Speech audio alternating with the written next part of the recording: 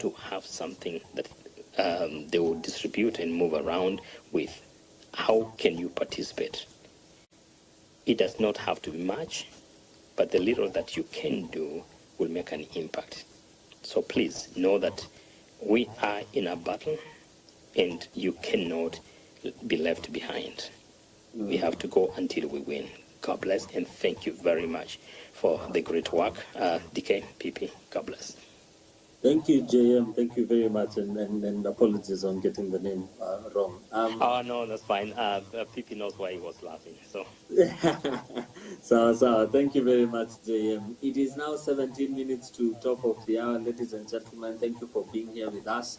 Home Run with PP is on a conversation that has been on everybody's top of the mind this week, the past month, which is civic education. And so before I jump on to the new speakers who we just admitted, maybe let me give Redemptor 2 minutes for a quick rebuttal that she wanted to do. Redemptor, for you 2 minutes, and then we can go on to the new speakers. Okay, very quickly. I was very ambiguous. I want everyone to know that I document the brutality of police during moments like this. That's why I was on Mizani 254 and I talked about, let's stop using the word they died. Let's start saying the word they were killed. And I saw it was picked up, and I'm seeing now people are holding even the press accountable. The other thing is, don't call them protesters. They're demonstrators, because protest and anti-government makes the state more aggressive towards the citizenry. The last thing is, DK, you said, if you're not there at the beginning, how do you know someone was not there at the beginning, even as a politician? So let's keep picking up more people you're so convicted in what you're doing. So it's easy for other people to see that you're very authentic in fighting for your country. The last one is, I don't want to beat about the bush about the messaging. So I'll just give you a list. 1, he rejected the finance bill, but he signed the appropriation bill. He said he had removed the office of the first and second lady. The parliament overruled that and gave them the salary. Now the killings, that is why people are still fighting. Because you can't take everything and still take life. So at the very beginning, the position of the president was 25 people had died. When the Kenya National Human Rights Commission was talking of 40. As we speak, he's at 40, when the Kenya National is at 60. And yesterday, we got information there are 50 unclaimed bodies at the city mortuary. I know we get very uncomfortable about this subject, but this subject is our very existence. If we have no value for life, if we do not respect human rights, hakuna kitu tunafanya. Kwa hizi campaign zote, hata even if you're given the best governance and then someone takes your life, hakuna kitu umefanya. So I am urging the experts in packaging the message. Why is Nanenane there? The whole world knows that all the ministers were fired. The world doesn't know they were rehired. The world doesn't know that the opposition joined hands with the government, kudhulumu mwananchi, that on the blood of the young people who went to fight for their rights, people have gotten appointments.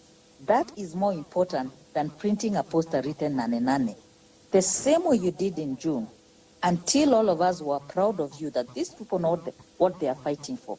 You must do that. Otherwise, people will just say these people are disgruntled, they are watosheki, wanapewa kila kitu. Hakuna kitu mmepewa. The last thing you have, young people of this country, is your voice. Use it wisely. And don't just make noise. Pass messages. So repackage the messages you've stopped. I know people have gotten into their little holes, but I know out there's a lone wolf who works very hard for his country. Atatengeneza hiyo poster. Make the message very clear that we were given with the one hand and it was taken and more was taken. Human life. From the day Rex died, I woke up. And I'm part of this because we have to allow young people to live. It is shameful for old men who kill young men who are fighting for a right to be a Kenyan. Because si tafadhali, they were born here, they will die here under natural causes, not caused by the bullet. Asanteni. Asante, thank you, Redemptor, for that. And on the comment sections, I see a lot that everybody is sharing. Maybe I will just mention one or two before I jump onto some of the new speakers. I see Vaminita Dekuna says, because we have different opinions that are going on as far as civic education is concerned. He says, can civic education really help us, especially in terms of unifying all Kenyans against a common enemy? The biggest weakness we have and the biggest tool that saves the political class and time again is our disunity. Revolution now. There's Otieno, that is 254, Austin Steve. He says civic education is a study of the rights and duties of citizenship. It encompasses various aspects of how government works, the legal system, and the role of citizens in a democracy. The primary aim of civic education is to prepare individuals to be informed, responsible, and I think he has some more. I'll read that later. One of the other comments that I also wanted to read out. Yes, one from Ima. Ima says, good evening, PP. Today I tried educating the Buddha guys in Narok. These guys were paid a mere 50 bob and wanasema hawataki kuharibu inchi sasa. The backlash I got hata ilinivunja moyo, but I will not give up. Those are some of the comments that we are getting so far.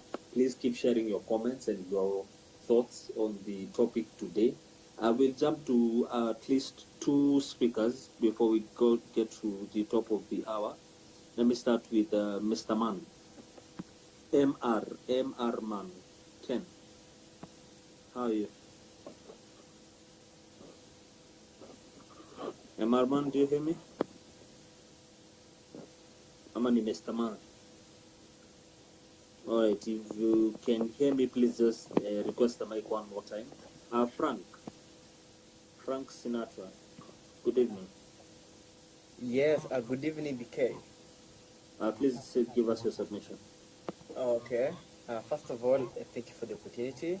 And secondly, I'll be brief.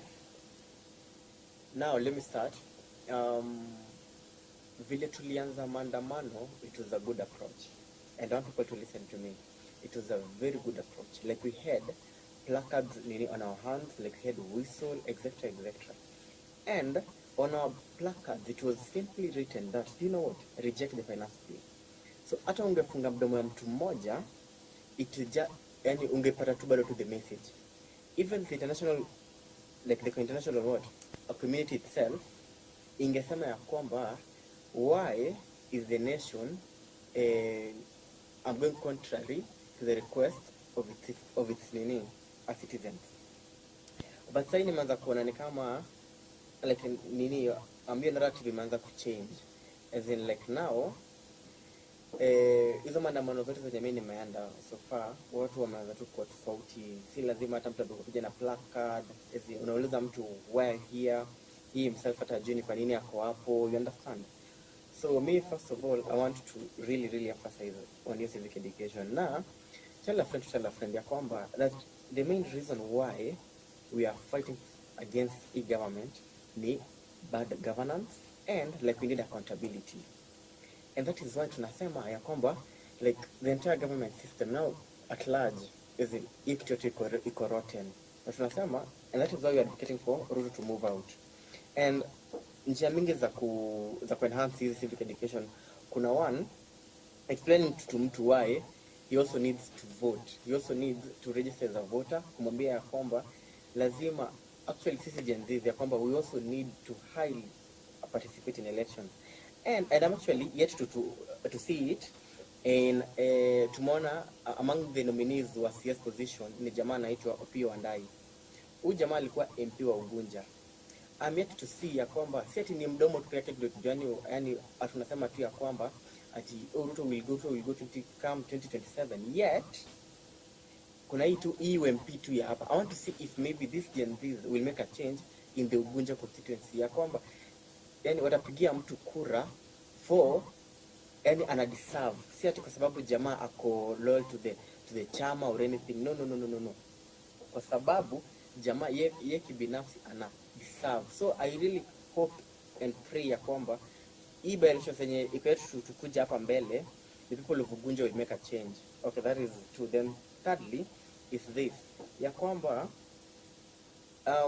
we also need to instill values. Hizo zina entail equality, justice, diversity, hizo vitu zote.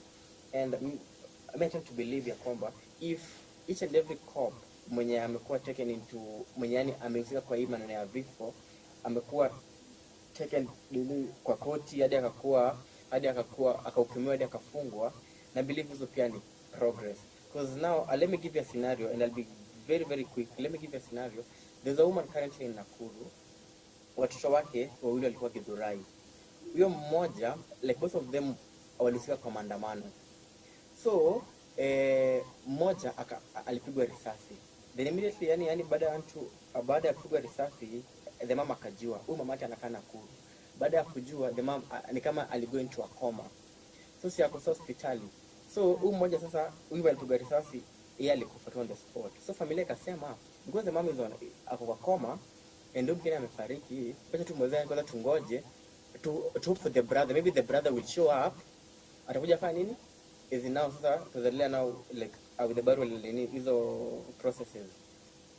Weeks nini hizo mawiki zikaanza kusonga, then baadaye mwili huyo mtoto actually kitu ya juzi tu, huyo the brother wamepatikana kwa samtaro na mguu mmoja imekatwa. So I want you to imagine one of them nini is in wa brother yake huyo mdogo alipass, huyo mkubwa ndio mwili wake mpatikana, and the mom says in a coma. Unaona sadi watu kama unawaambiaje bedhi imtokea tena maandamano, you understand? So me I really honestly, yes, namalizia kidogo DK, and now like I want you to advocate for as in to me those old tactics, hizo tactics that lazima tu ikue like hivyo hadi si tulituka drawing board to strategize on how we'll remove this government. And those were my 2 cents. Thank you. Asante, Black Obama. Thank you very much. 5 minutes to top of the hour. Let's have one more speaker as we get to it. James, there's James Mbogwa. Can I say something? Ronald, I'll jump to you right immediately after the hour. I'll go to Ronald and then Armstrong right into the new hour. Let me have James. James, do you hear me? James has dropped. Okay, James has dropped. All right, Ronald, let's go with you, and then we'll go to Armstrong after the hour. Thank you, DK. Thank you, everyone. When I listen to everybody speak, I get moved. And I would be very categorical that as a people, there's nothing left that we've not seen from this government. There's nothing left that we've not seen from the people who should basically be there for us. I do not want to get back to the opposition joining the government and the likes. What I want to say is that we are very sure, to those of us who are never sure, that it has never been about the Kenyans. It's always about them. And when I say them, you basically understand that it's the political class. And I think there's a guy who made a statement sometimes back and said that all politicians are cousins. They'll always do anything in their favor. If anything touches them, then they'll always gang up to ensure that they do it to favor them. Now, for me, if you ask me, so many things which people are really wondering about, for me, are non-issues. Because it's a simple game. Just waking up and finding your way to town and in groups, because we really need to internalize the fact that there is power in our numbers. When the number is big, then literally we'll definitely achieve that which we need to achieve. And that is exactly what transpired on the 25th. And that is why we were able to make the history. Because literally, even if the police have to kill, they can never kill like 500,000 people. So if you ask me, for me, my prayer would be, if it's possible, then just get out of where you are. If you get pained by that which is transpiring today, just get out of your comfort zone. Then just walk. Because the truth is, most of us, people who are pained by some of the evil deeds of this government, are people who have the level of rationale which will definitely tell you that you need not to steal, you need not to loot, you need not to get to quick mart to steal, you need not to destroy someone's business, but you need to walk and speak that which the government understands. And it's true that most of us, there was infiltration of the Maandamanos, by those who are paid, and we've seen them. And the painting is so clear on the wall, because you remember even the last Mandamano, those who are paid by the government and those who are actually facilitated by this KAT Range Rover were never disturbed by the police. And so the police definitely identifies themselves by those who are sent by the government to interrupt that which is actually giving Kenya the best face. So as I narrow down, guys, in whatever thing you say, for me, what matters the most is that are you able to wake up on 8th August and then just find yourself walking without carrying any stone, without carrying any knife or any crude weapon, and then you just move to town? Because I believe the government will definitely listen to what we say in the numbers. By the way, if you're just keen, you really need to internalize the fact that today this illegitimate government has actually regained consciousness. And that's why you see the president is all over on top of the vehicles in the campaign mood, speaking giving so many promises which can never be met, by the way. And just to narrow down, please, if you feel the pinch, if you feel the pain, then this is not the time to start thinking of so many things, but the time for action. Because we are able to give the government and the president time to do the best, but he did. Thank you. Thank you, Ronald. Thank you very, very much. And thank you to all the speakers that have been speaking to us the last hour. We appreciate all your input and all your suggestions. Pipi, before I hand over the mic to you, please give us a jingle.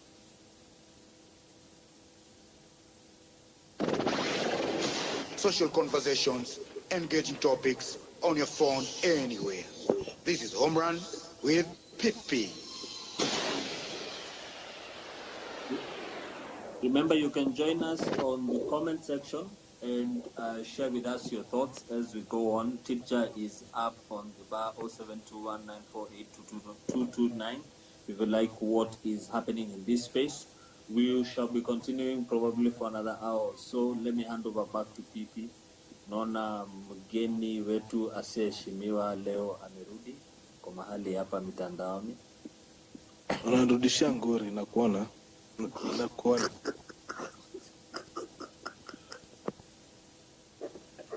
I was just having an evening of my time here.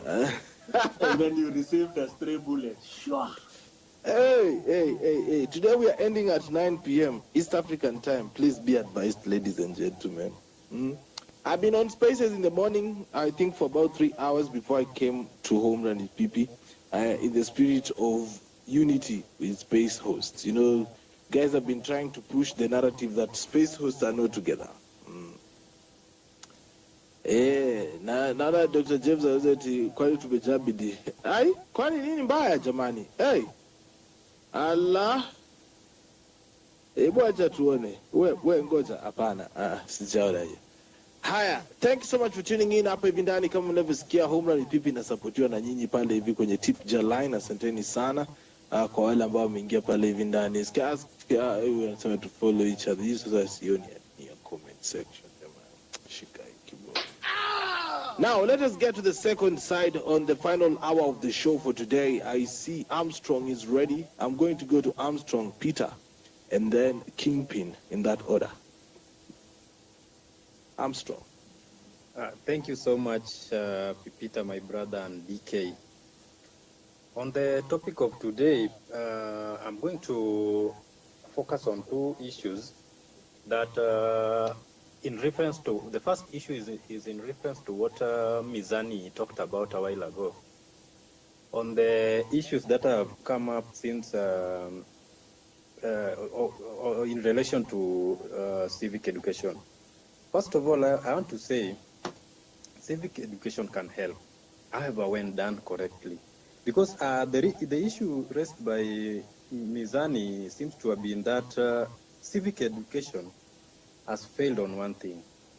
There are two reasons, or perhaps as aspects of civic education. One is to elicit a reaction or provide an understanding that elicit a reaction or arouse feelings. But that's just the first part. The second part is calling for action. And more so, currently, as civic education has been done, it has focused on eliciting reactions so that when the auditor says so much amount has been stolen, now we get so mad, we talk about it, and we leave it there. When we talk about knowing the rights, we tell people your rights are this and this, but then it ends there. What are you going to do with that right? Then here comes the problem. When people know their right, but they don't know what to do with them, it doesn't help them. This should mean that we should focus on the second part of civic education, that is calling for action. When we tell farmers that the new livestock bill is going to affect them this way, and is going to do this and this, we should also be alive and tell them what they can do about it. By telling them what they can do about it, first of all, eliciting a reaction, and then calling for action, specific actions. That is how to complete a civic education. Because most of it, if we leave it at the first point of eliciting a reaction or informing the public, we run the third risk, and is the risk of being complicit. Complicit can be two things. Can either be doing nothing about it, or actually doing the wrong thing about it. And I'm going to talk about doing the wrong thing. First of all, doing nothing about it are things like, your part is to elect people. The good governance depends on who you elect. If you tell people that good governance is needed, but not telling them to go and vote, it means either way they are voted for the wrong person. That is being complicit in bad governance. If they don't vote, or if they go and vote while using the mentality of our person mentality, they end up voting for the wrong person, and at the same time now we are back at the same flow that we have bad governance. And when we talk about civic education, we should talk about what do we want by good governance, because this is so much important, especially after what I've heard that Koech guy. I was so mad that time that, but I could not get to speak to him. Because when we look at civic education in this country, we have to be alive to the fact that one of the major problems of civic education can be people like the likes of Koech. One thing, I'm going to give you an example. An example is if you have a basket of tomatoes, let's call tomatoes, and one is spoiled, you don't get the smell of the good potatoes. You only smell the bad one. What does this tell you? In a population of 1,000 people, if you have someone who with a mentality such as that one of Koech, it means the risk is that whatever message is going to air out is going to be felt by so many people than the good message that is held by people like us. So what can we do? What we can do first is to deplatform people we are sending the wrong message, like Koech. How do we do it? We first by working on ourselves on the online space. People like Koech should never even have 20,000 followers. So as a people who are listening right now, if you're following Koech, the first thing to do in the first step to good civic education is to unfollow people like Koech, to unfollow government bloggers, because they are the bad apples.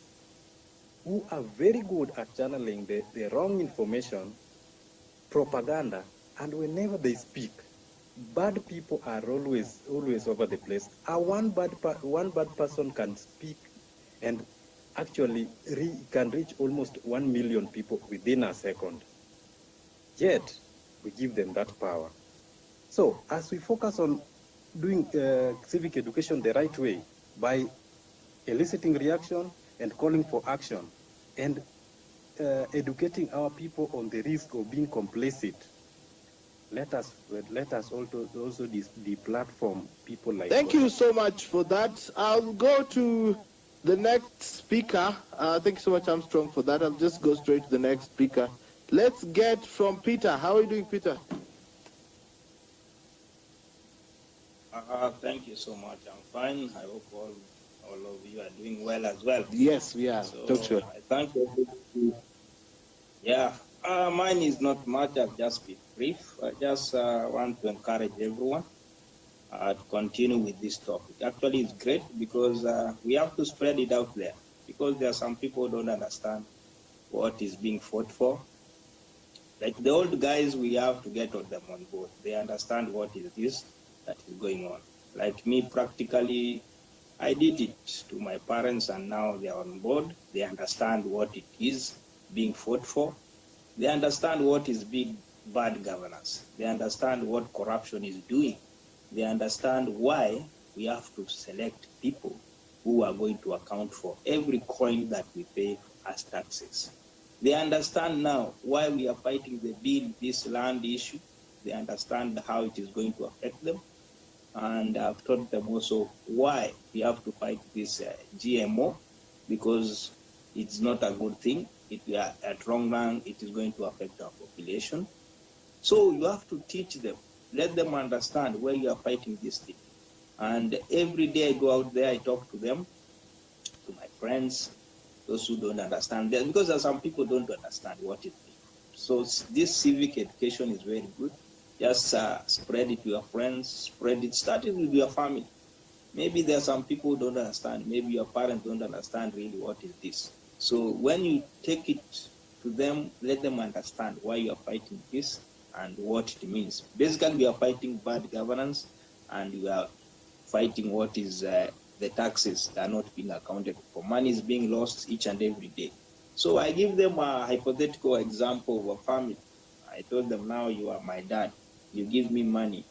You told me to buy 1, 2, 3 things. And when I come home, I cannot account for those things. So that's how the government works. We need them to know where our money went, what it did, and what is left. So teach them whenever you have this opportunity. Teach everybody around you, so that they can teach somebody else. That's how we are going to spread the message. Because from you spread to one guy, you go, and eventually everybody will be on board. And when we have everybody on board, then we are good to go. So when this day comes, then everybody will be supporting us, so that we go and fight this fight. Because this fight is a total, for us actually, all of us, it doesn't affect only Gen Z. That some people are trying to make it is only Gen Z and Millennium. No, this is a fight that is all of us as Kenyans. Now everybody should be on board, because it affects all aspects of life, and it affects everybody. That's why we have to teach even our grandfathers, our moms, and all those Gen Z, some of them who don't understand why. Because some of the people, they are being paid peanuts to just support the government, and they don't know this money is being stolen. They are being given. It's their money.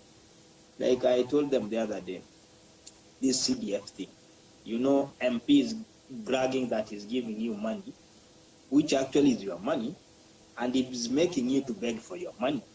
Actually, this money, I told them, is supposed to be put in the national government, sent direct to schools, let the children just go to school and learn all the way from primary school all the way to university. That's how it's supposed to be done. So you just teach them, show them that how things can be done. They cannot be like the government is telling us we have to see Singapore. Is Singapore doing what they're doing in Kenya? No, they are not doing that. They are fighting corruption. They make it very hard for a corrupt official to operate in the public sectors. And all forms of operations, you are not involved. So that's what we want. We don't want somebody telling us we have Singapore while they are not doing what Singapore is doing. So this civic education, let it go on, and I encourage everyone to be on board, do your best, do something, do something small. Your small thing, it will make an impact. Everything starts with small, eventually it will be a big matter. Thank you, guys. All right. Thank you so much for that, Peter. I'll go to Easter, Adrian. I'd like to hear from Easter, and then we have nothing in that order. As we come towards the end of the show today, we ended it at 9 p.m. Of course, I need to rest. Easter. Yes. Hi, PP. Hi, DK. Mnaendeleaje? Niko poa kabisa, nashukuru. Tami, nashukuru. I've been very exhausted. Naskiza. Sometimes I decide intentionally not to talk so that I can take in what everybody is giving and for my own benefit and growth. So I've been thinking about this idea which I would want us to interrogate. The last time I'd spoken about dissemination of information, I'd talked about radio stations and stuff, but I'm also trying to look at other ideas which can cost us less and ZNA zaidi. So what do you guys think of, I'm not a tech person, I know nothing about tech, I'm just a layman in that area. Lakini I was thinking, I haven't seen anyone, like the way when we started the movement, there was ChatGPT and we were doing all these interpretations. And something has come to me in mind, like sai even our shows and everybody, hakuna mtu sai hawezi tumia M-Pesa. Let's try and think of somebody mwenye akombaya kabisa kwa kutumia technology. And M-Pesa and something like Viusasa, which watu sikiza hata kwa shamba inakuanga kitu kama application. How about if we came up with an app for Genz where we can, just like the way we have the Bible which you listen to in your car, maybe tunaweza kuwa na app kwa Play Store na App Store, vile tunaweza weka constitution hapo, civic education, and then we translate it to all languages. Kama mtu ako shambani anaweza isikiza akilima, ako kitchen akiosha vyombo, even domestic, our house managers, everybody and anybody can use an application. Because kama sahi hakuna mtu hawezi tumia M-Pesa, even our shows, even the oldest, hakuna mtu ajuangi kutumia M-Pesa. So I don't know what you think of that. And something, of course, that can't also be interfered with. Let's imagine maybe gava imeamua iangushe net ama hata time 2027 imekaribia. I don't know about tech and maybe backup systems and stuff. So maybe mnaweza niambia what you think about it, and those who are in tech can also give in their feedback. Santi. All right. Thank you for that. Nothing. Hii jina yako inanimaliza bwana. Hakuna, come to the mic. Nothing is because when you ask a lot of Kenyans, what are you doing? The first thing they'll tell you is nothing. But I'm determined to turn that nothing into something. Now, we're talking about civic education. I would propose probably talking to our leaders and letting them understand that when we say there's something that needs to be fixed in the country, it should not introduce animosity. Instead, it should become our point of reflection. Now, when it comes to civic education, I think it's more about dignifying people. Instead of telling them, oh, you know, it's your right for this, for that, first understand what is their problem. Listen to them. I don't think you will ever give anybody anything that they'll remember for a lifetime other than just dignifying them. So you first, because we are all routing for a better Kenya, but different parts of the country are struggling with different issues. So you might go to an area where you're talking about one problem, but it's not their pressing matter. So you first start by understanding what their issue is. This can happen in funerals, it can happen in churches, in markets. The person who spoke before me was talking about how can we use tech. There's a group that is already working on something, and I think maybe we had a deadline by when. I'm not a techie, but I was in that discussion. By when most of those issues were supposed to be articulated, and by when it was supposed to be available on Play Store. Web 3.0 was among the people who are supposed to work on that. And then there are others who are Kenyans by naturalization. These are people who got married to Kenyans and had vast knowledge on how to use technology to get word out. So the need, first of all, we understand that Kenya is bigger than everybody. It's the most important component of our life. Then we will look into how can we better the services, because people struggle on a daily basis. So we should have this conversation in our transport system. We have a transport system that does not work. It is not possible to get through traffic because a policeman will decide, I'm going to stop traffic and make a buck or two. Even those policemen, talk to them. Actually, most of them feel unseen. If you talk to them and let them understand that, we're trying to decolonize everything, how they live, their wages. And this will happen if every Kenyan get an opportunity to work. And the kind of jobs Kenyans need, it's not, and I'm saying this with due respect, it's not the manual job they keep. They think we can do manual jobs because it's the quickest thing someone can get. But if they interact with Kenya, they realize these people are brilliant and they have very mega ideas that can turn this country around. From government to us as Kenyan, forget about foreigners coming to turn our lives around. We have the capacity to go into investment, industrialize every aspect of our livelihood, create those jobs. We don't need outsiders to come and do it. Look at companies like Equity. Safaricom has been built from here, and that's why you're seeing the Western countries trying to get a stake in Safaricom, because ours is a cash economy and theirs is a credit economy. So because of that, they cannot create an equivalent of M-Pesa in their country. The best they can do is come into Kenya, like Bill Gates got a stake in hosting it. And for that reason, I think we should honestly get rid of Safaricom. We should say no to how outsiders come in. Like the government never looks at if foreigners paid for work permit. We would raise a lot of money in their country. When you go in, you have to start hiding. You cannot open something as simple as a bank account. I don't even think the government is aware of how many foreigners come in. If you talk to the banks, they will tell you a foreigner will come in, and at most they have something like 10,000. They open an account. In 3 months, they have something to the tune of 200 million. So there are opportunities, and there are so many. We need to talk to each other. Even in terms of how to create wealth, we need to stop looking at the people with the most money and understand the little money that I have, what can I do with that? So we need to implement financial literacy. And then I will urge everyone, whenever you come to any space, come with an open mind. And when people challenge us, including the people you don't want to hear what they have to say, embrace it so that you're able to challenge, how am I reasoning? Am I growing? Am I the same person I was yesterday?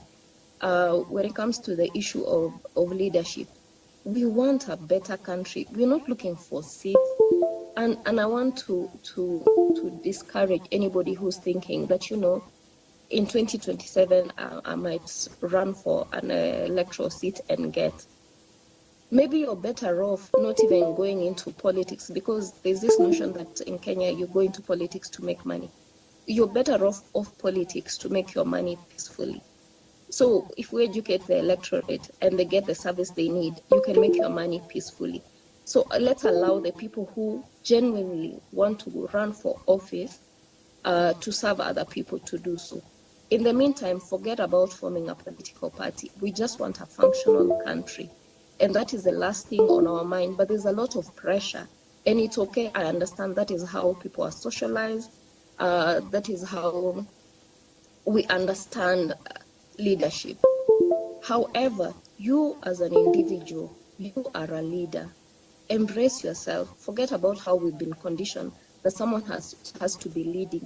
Come in with that idea you have. Allow us to hear you. Allow yourself to believe in who you are.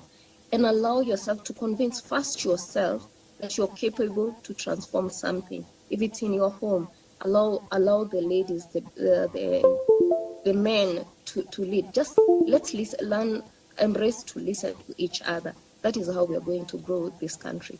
Because the minute you introduce a political party, it will be competition. Now the change will, the conversation will change. You people want our seats. Let's meet in 2027. In Senegal, the guys who are now changing their country, they were put in jail and released 1 week to election, and they won. So if Kenyans understand the change we want, Jambo nyote. Kwa majina ni Joe Halende. Yes, nothing. Sorry, I didn't know you were unmuted, but yeah, we were supposed to be landing actually. Yeah, so I was saying, I want everybody first to embrace change whenever we can. And I was thinking we need to have a website. When we agree on something, we put it, people vote, and then so that when we come back to spaces, we don't have to keep regurgitating the same issue over and over again. I thank you for your courage. I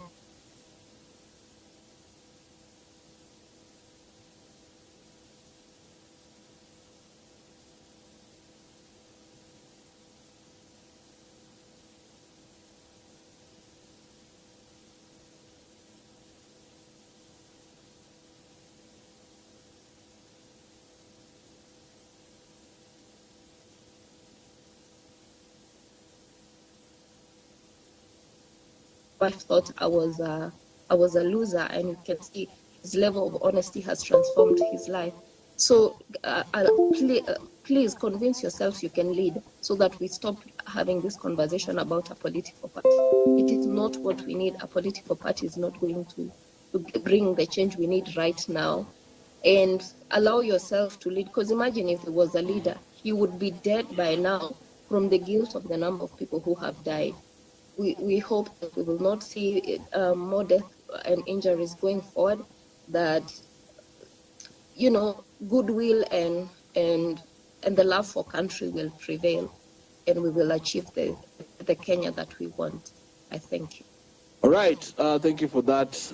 Nothing. I want to go to Mizani. Mizani.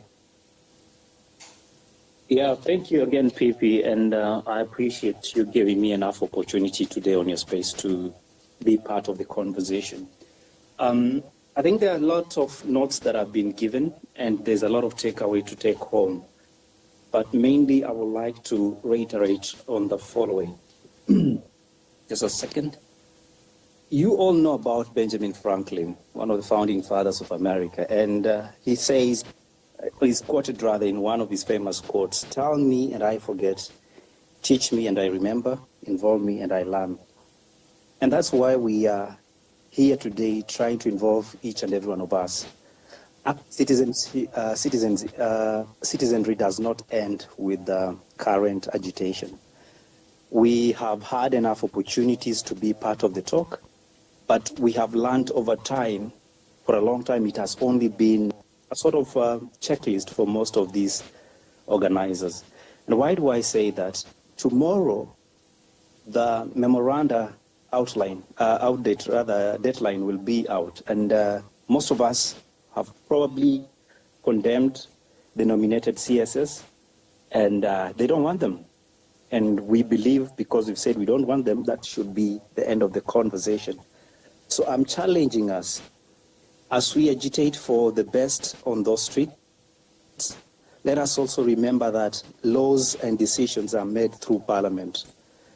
How are you influencing the conversation in the Parliament is important.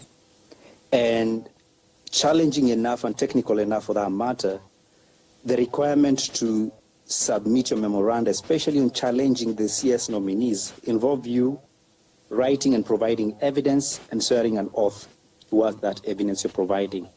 There are a lot of people, space I know, who have enormous information that will actually can be used as a dossier. But the same citizens are not taking this opportunity to present that to Parliament. That does not in any way negate the fact that it is not everybody's type of job. So what I'm simply saying is, if you have a way to help Kenyans save this country, rise up to the occasion.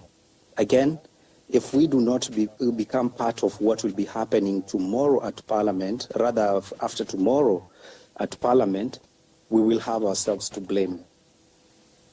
Policies are great, they are discussed, they are demonstrated over, but eventually they are passed in Parliament. Let us fix our eyes on this house, even though it is as broken as it looks. We cannot have laws being made outside law, and we cannot have laws being formulated. It's our own laws. We cannot create our own laws outside the Constitution. And I refer us to the very, very first article of the Constitution that talks about the supremacy of us as a people and the Constitution.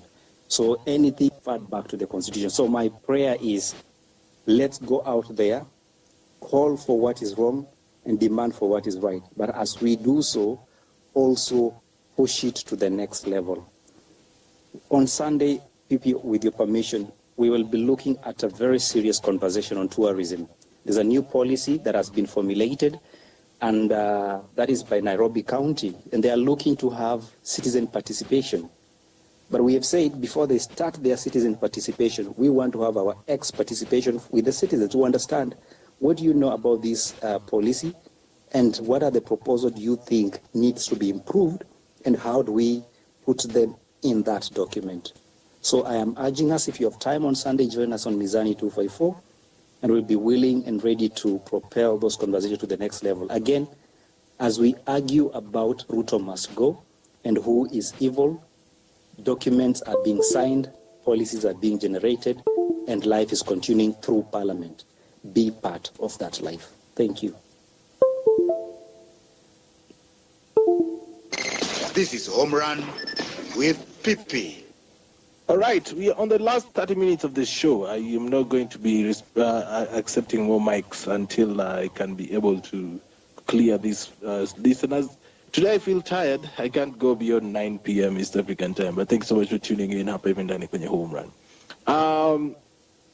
I want to go to Shiro. How are you doing, Shiro? I'm fine, Pepita. How are you? DK? I'm doing well. And everybody else mwenye ananisikiza. Mko poa? So, my 2 cents on civic education. Leo siteti.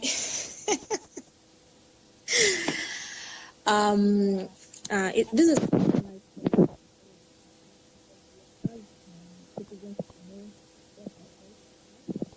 Shiro, umeziba mic. Oh, amniski? Sasa tutakusikia. No, nasema hii topic ni topic poa sana because inatusaidia as citizens to enlighten each other on our rights as citizens and what we expect the government to do for its citizens. And I feel that civic education inafaa kukua a compulsory subject in our education system. Tunaisoma kama venye tunasomanga hesabu, because it's through civic education that our children, watoto wa millennials and the Gen Zs na the Gen Alpha watajua their rights as citizens na wataweza kucope with the government. So I wish we could fight for that. Our education system ieke hapo, because even time unasoma budget, civic education inakuanga na pesa zinakuanga allocated, but again nakanga hivi najiuliza, hiyo pesa watoto wanafunza, tunafunzangwa tunaenda civic education inafanyikanga wapi? Because mi sijaienda, I'm 30 years na sijai jipata kwa those forums.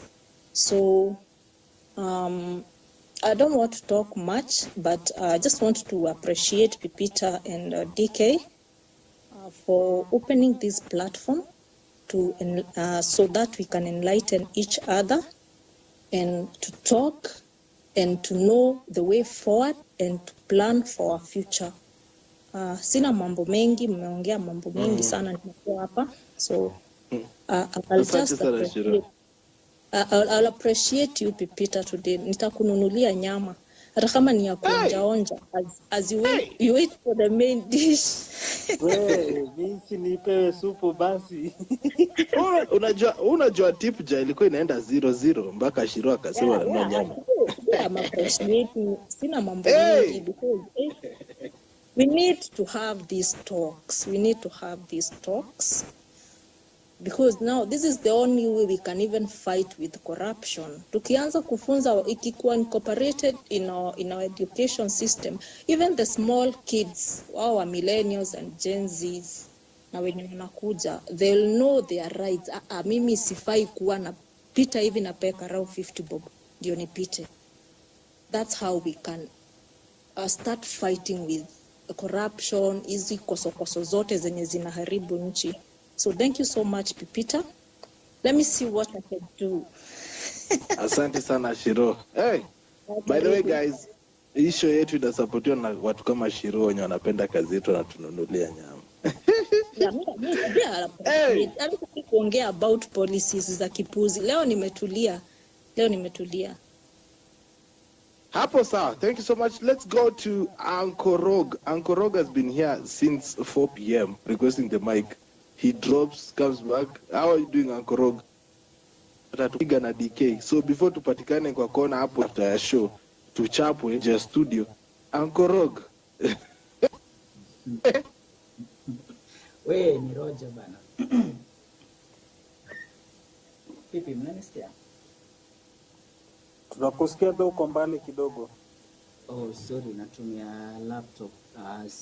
Siwezi access simu. So kama sisikiki kwa, you can just tell me alafu I'll try some other time. No, you're good. Just go. You're good. Okay, so I have 3 points zenye nataka kuongelea and I'll really do my best to make them to give a short speech. So and today's topic is civic education, and I'm really trying my best to educate everyone mwenye kwa movement, including wewe Pipi and your fellow your co-host.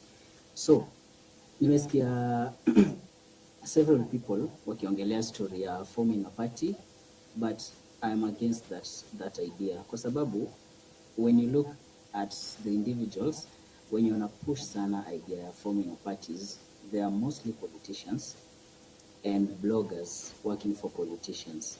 Now, your enemy can never tell you how to fight them. Hiyo tujue tu hivyo kwanza. Ruto akituambia to form a political party ama ally or any other person akituambia to form political party, what they're trying to do is to box us somewhere mahali watatuweka alafu wa cause divisions, because forming political parties itamaanisha tukuwe na political leaders, right? And let's say Pipita emerges as a person who is interested in becoming a political leader. Twende tuseme Cyprian Nyakundi pia atoke huko anataka kuwa, Kasmuel pia atoke huko. Now we have 3 people and we are millions in this movement. Tutapata tuko na fight amongst ourselves. Ni nani anataka leader wake, before you know it movement imeisha hivyo na hivyo. So I believe remaining leaderless is the way to go. Plus, people seeking political seats come 2027, well, they'll be at liberty ya kukuwa independent candidates. Look at a person kama Okiya Mtata. He's my senator kule home. He won the seat as an independent candidate. I mean, saizi, he has no allegiance to anyone, okay? Now, another point. Ruto does not have a strategy. Msidanganywe at this guy is smart, he knows what he's doing. He doesn't. Okay? And the only strategy you have right now, forget about what people are telling you, let's take a step back, let's re-strategize. There's nothing to re-strategize. The only way to re-strategize maybe against these people when you want to a police force who are brutal towards us. The only way we can handle them is if we go rogue. Anarchy, and that's something we don't want to do, okay? That means the only solution we have, the only strategy we have is to hit the streets as we've been doing to demonstrate against bad governance. Look at June 25th. To achieve almost 2% of what we wanted, but at least we achieved something. Forming political parties is a no-no.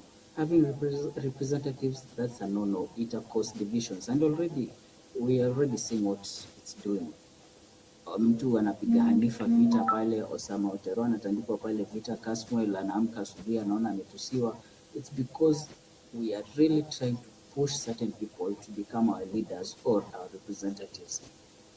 Let that come to an end, because that's the only strategy enye Ruto saizi ana depend on division like he's been doing. And by Ruto I mean the entire government and watu kama kina Raila.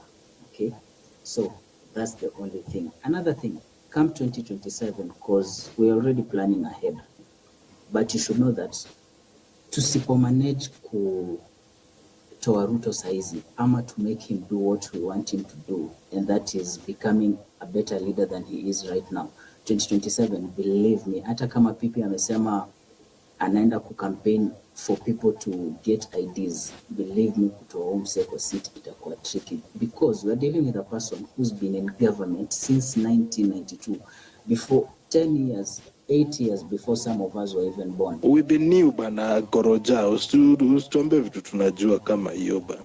Come on.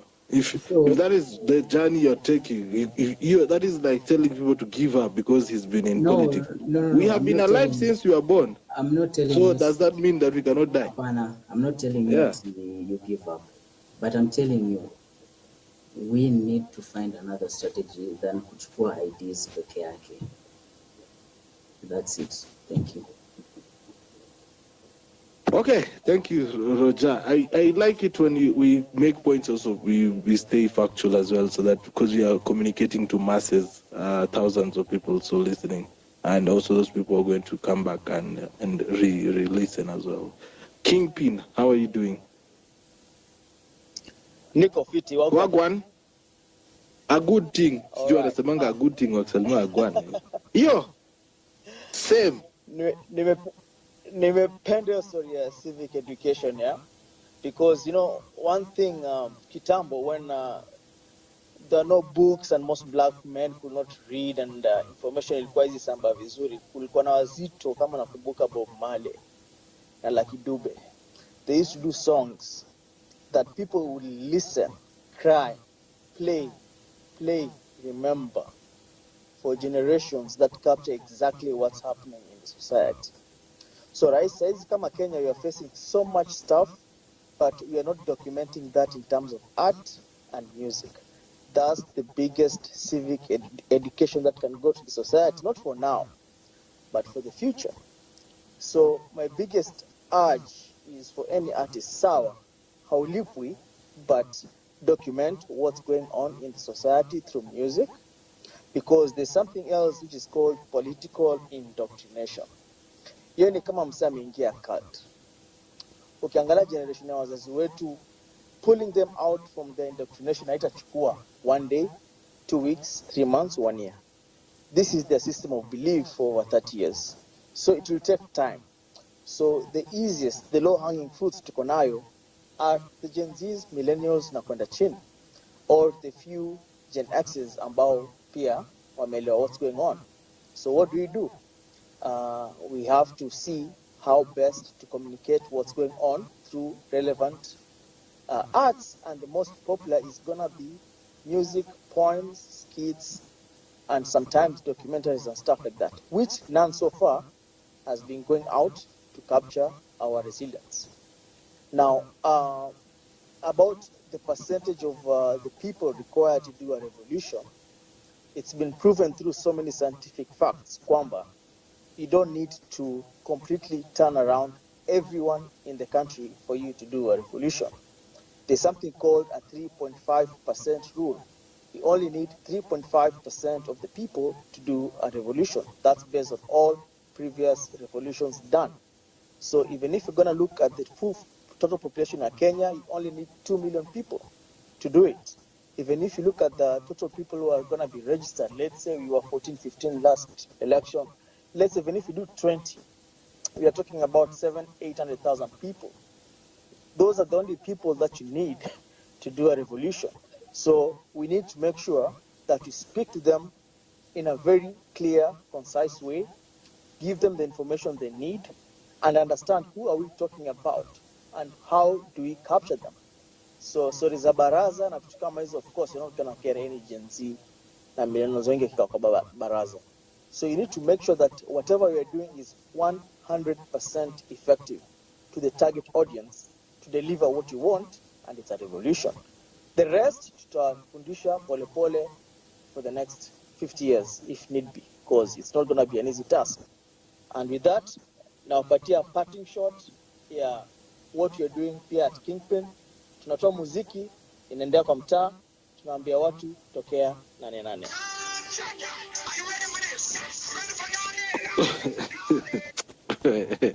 Yeah. Now Clara Oboy anasema, I don't know why MC Vivita is always moody instead of controlling the space. Toa moods kwa space mse. Wa.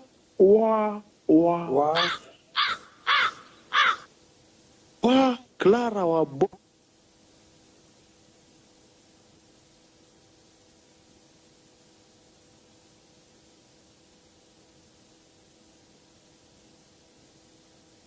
Moods kwa space basi.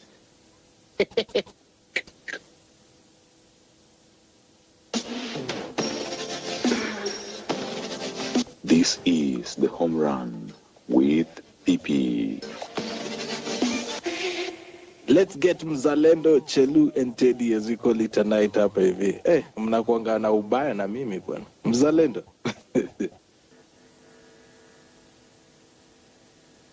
Talk to me.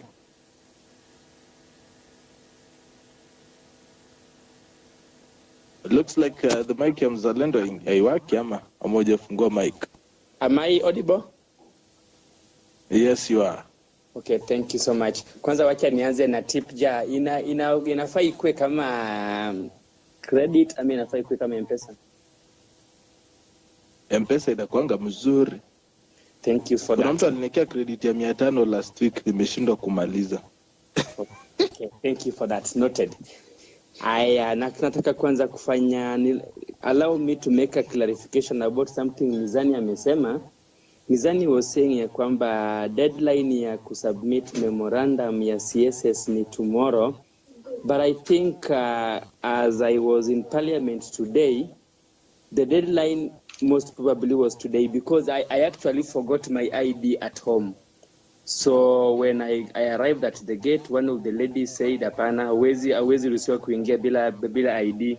But when now, after conversation, when she was told I was giving a memorandum for the CSS, she made a call to the clerk's office, and she was told ya kwamba deadline ni leo, kama ni ID tu nisifungiwe nje nipeane. So I think the deadline was today. Thank you for that. So it was actually today. It was actually today. Okay, thank you. So about civic education, ningependa to make this submission ya kwamba we need to start first PP by working on what is the content of what we are going to do civic education, so that our civic education process is not infiltrated with because we know what the government is capable of doing. So we need to work on something. Then what we have worked on is what we translate in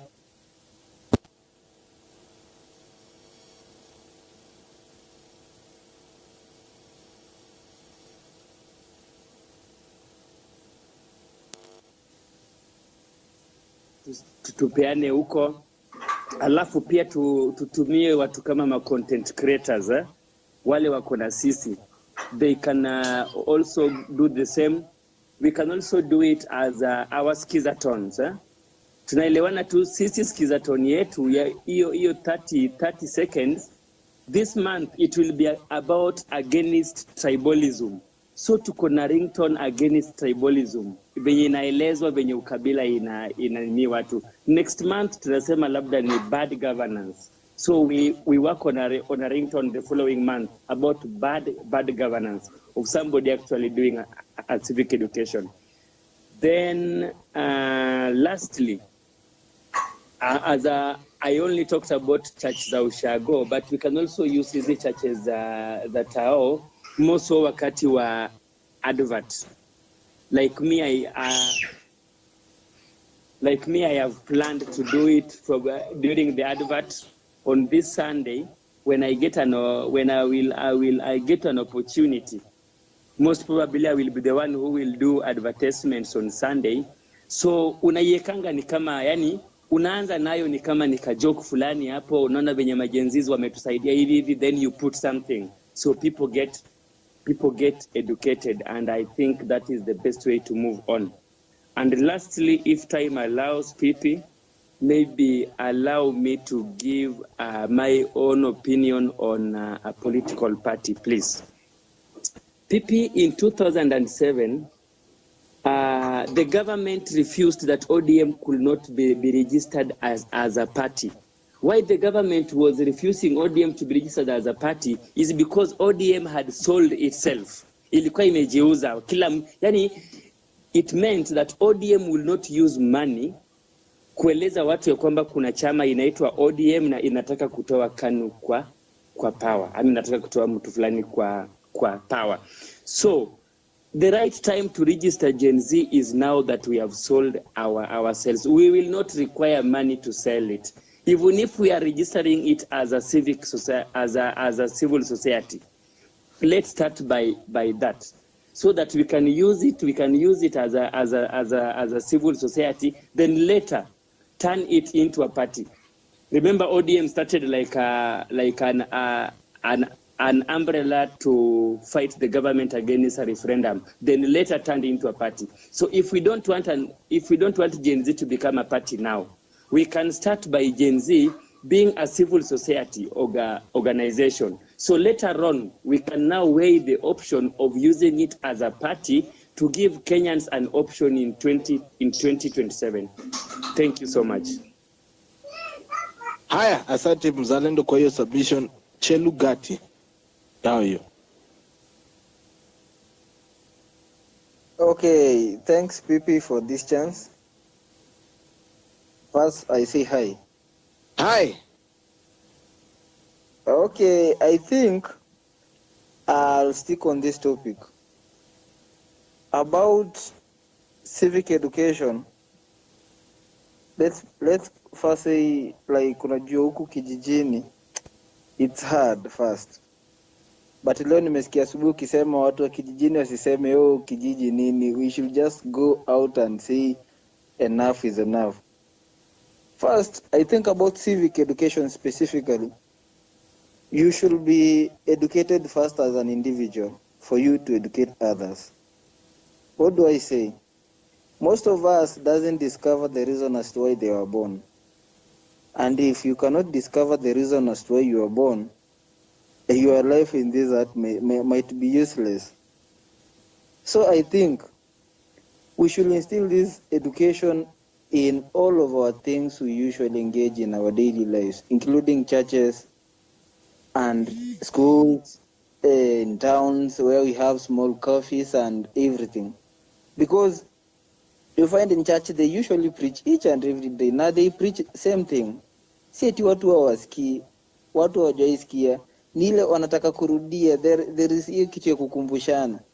Kuna wazazi wetu, they need to be just unaeleza kidogo tu. Me, I usually speak to my parents na I think wananisikizanga sana because sometimes inabidi umwambie sense hii kitu yenye tuna advocate for the advantages of nini. Usimwambie tu hii kitu nini. Unajua there is a time they used to tell us hii maandamano yenu imeanza kuwa useless, you are now pointless. But una first say you tell that person right now unatuona sisi ambao we are going on street saying that this and this is bad, corruption is bad and everything, unatuona nikaa wajinga. Ngoja kesho your son or daughter is in high school or primary school, amalize shule, then akikosa kazi, you'll know now the reason as to why tuko kwa streets. Eleza hawa watu, then I think they'll understand. This thing should be normalized. Nika tu ikwe tu ka food each and every time uko out uko kwa crowd yenye unaweza ambia wase, just tell them. Asubuhi nilijipata tu nimesikiza pipi akisema there is venye imefanyika kijiji na tao nini. Nikasema yenyewe tusiseme tiju tuko village there is no network. Let's just focus. Hakuna place hakuna network. Pia milioni nimeko place ingine ndani but still net yangu ilikuwa inashika very very okay. So we should just come together, advocate for our issues and solve this problem once and for all. Na tusikufe moyo, some of us wakisema tiu kutoa sijui nani 2027 itakuwa ngumu. Most powerful people like Trump walitoka within a single term. So who is this person who called Ruto? So tusikue tu tusiuane moyo hapa. Let's just be fearless and move on, then we'll conquer it. Thanks for this chance. All right, thank you Cheligati for that. I would like to say wacha nipatie watu shout out hapa hivi wenye wameingia pale hivi kwenye tip ja, naona kuna mtu anaitwa Belinda. Shout out to you. Yeah, and of course Gertrude, big up to you. Thank you so much for your tip hapa hivi kwenye show. Now I want to go to the final speaker for the day, anaitwa Teddy. Can you get me Teddy? Teddy Waria. I thank you, everybody on the call. I enjoyed listening to everybody contributing. But what I wanted to share today, PP and all, is that I've been supporting a book called Teal's Guide to the Constitution of Kenya. Last Thursday, we went to Alliance to share it. It's been authored by Sandra Ochola. And I'm planning to take it to a few universities and places so that people can know the history of Kenya and how to engage with the Constitution. And it's very simplified, and also how to engage with your MCAs, ward leaders, and all that. So the book is called Teal's Guide to the Constitution of Kenya by Sandra Ochola. And I'm very happy that also other strategies are being put to have this conversation also in villages and with our parents and grandparents. So keep it up. And I'm very happy to also listen to the thoughts by Nothing. I wanted to engage more with our book, but I can't see how to find her online, so she can follow me and or send me a note, and also Wanjira and also Renee and also Agronomist and Mizani. So I'd like to arrange for you to receive the book. So thank you for supporting Kenya and for standing with Kenya, and may God bless all of you. Thank you.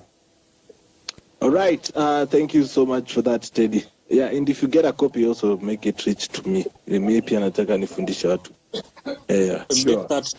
Make that too. Okay, we'll do that. Thank you. Thank you very much. Take care. Okay. Thank you so much for that submission. I think that is where we'll be calling it a night for today. Bwana DK, what do you have to tell us today? Nimechoka vibaya sana. Nifanya morning and evening shift.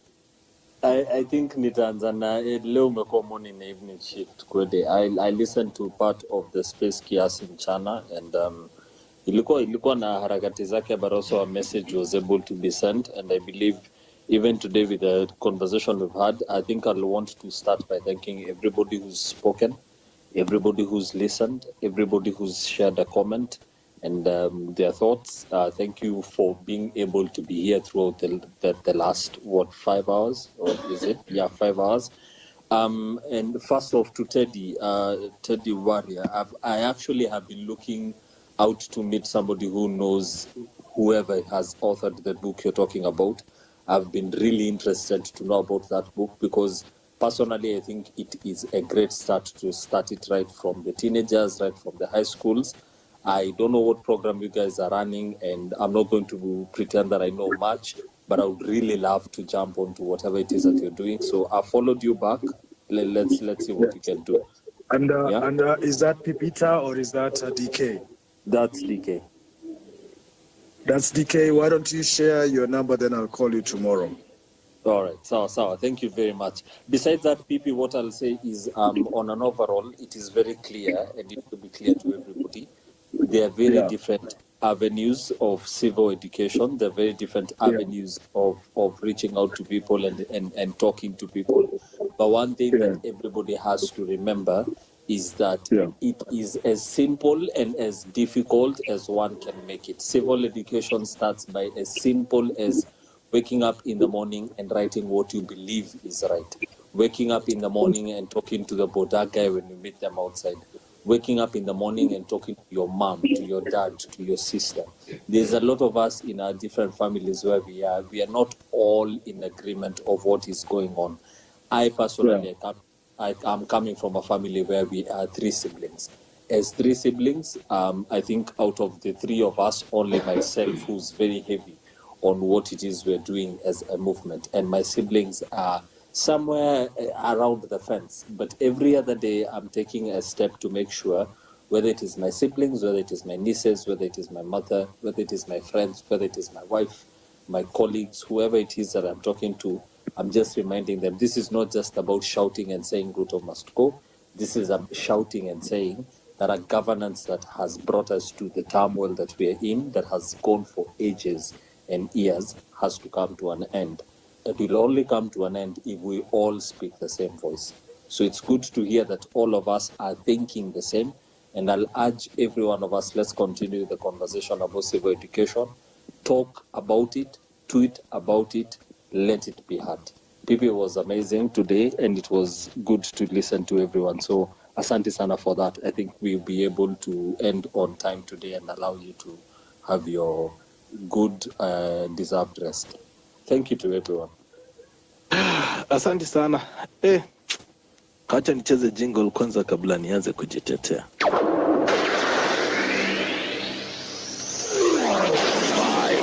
4, 3, 2.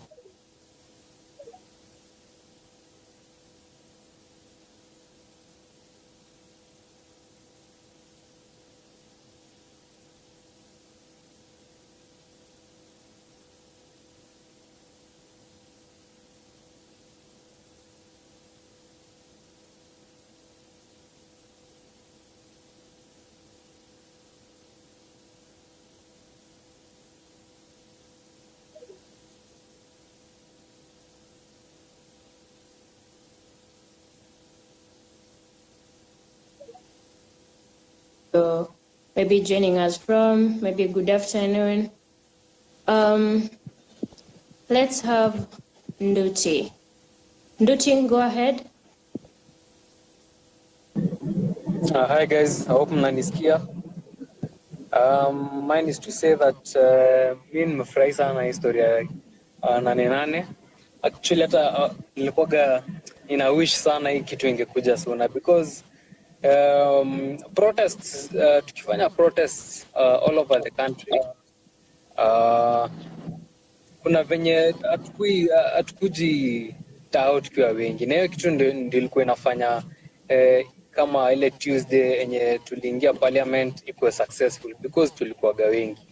So hii ya umoja ni nguvu wazee. So hii historia ya kukua all over the place haitusaidii sana as much as hii Nanenane venye itatusaidia, na wase watokee.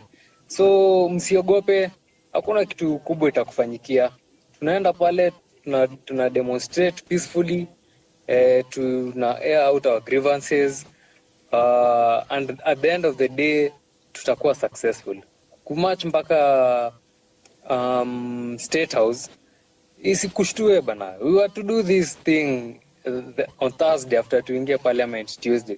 Watu wakaingisha watu uoga, so hiyo form ikabako, but on Nanenane is the day, so mtokee. Na nimekuwa nikitokea zote zenye tumekuwa zenye zimekuwa zikiitwa tao na watu hawajakuwa kitokea, lakini mtokee bana.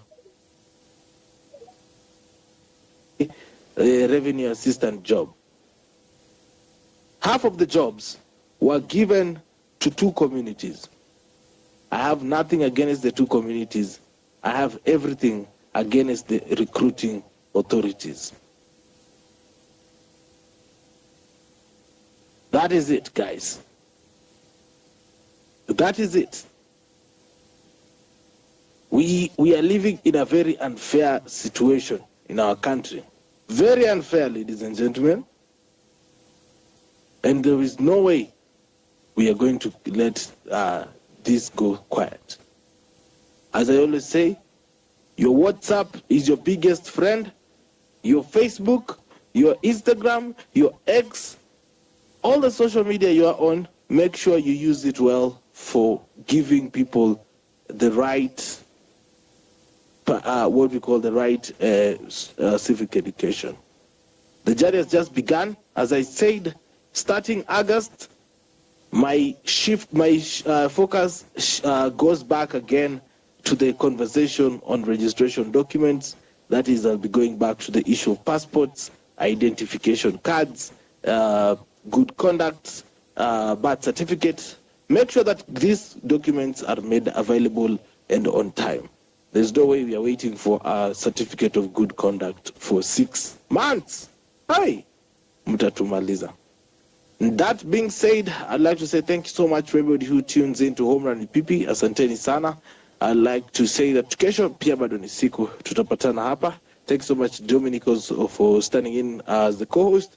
And of course, the speakers of the day, the people who came in as listeners, and of course, everybody who took part in writing the comments right there on the spaces. It's always an honor and it's always a pleasure to have you here listening in on us. And also, it's a good thing that we keep on educating each other. Hapa hivi ndani kwenye show.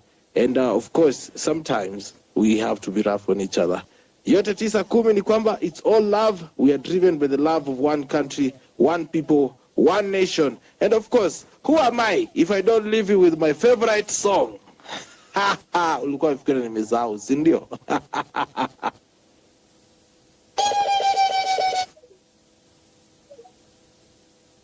Nini company.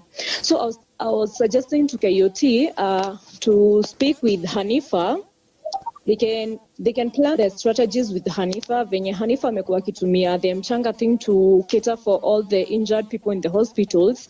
I think Hanifa mchanga, iyo mchanga ya Hanifa, it's unreachable for the government bloggers. They've tried to terminate it. They've tried everything. Na haiwork. So for now, I was thinking if KOT can work with Hanifa on how to facilitate funds for the Nanenane people who are going to merge to Nairobi, I think that can be a very good strategy because we really need numbers.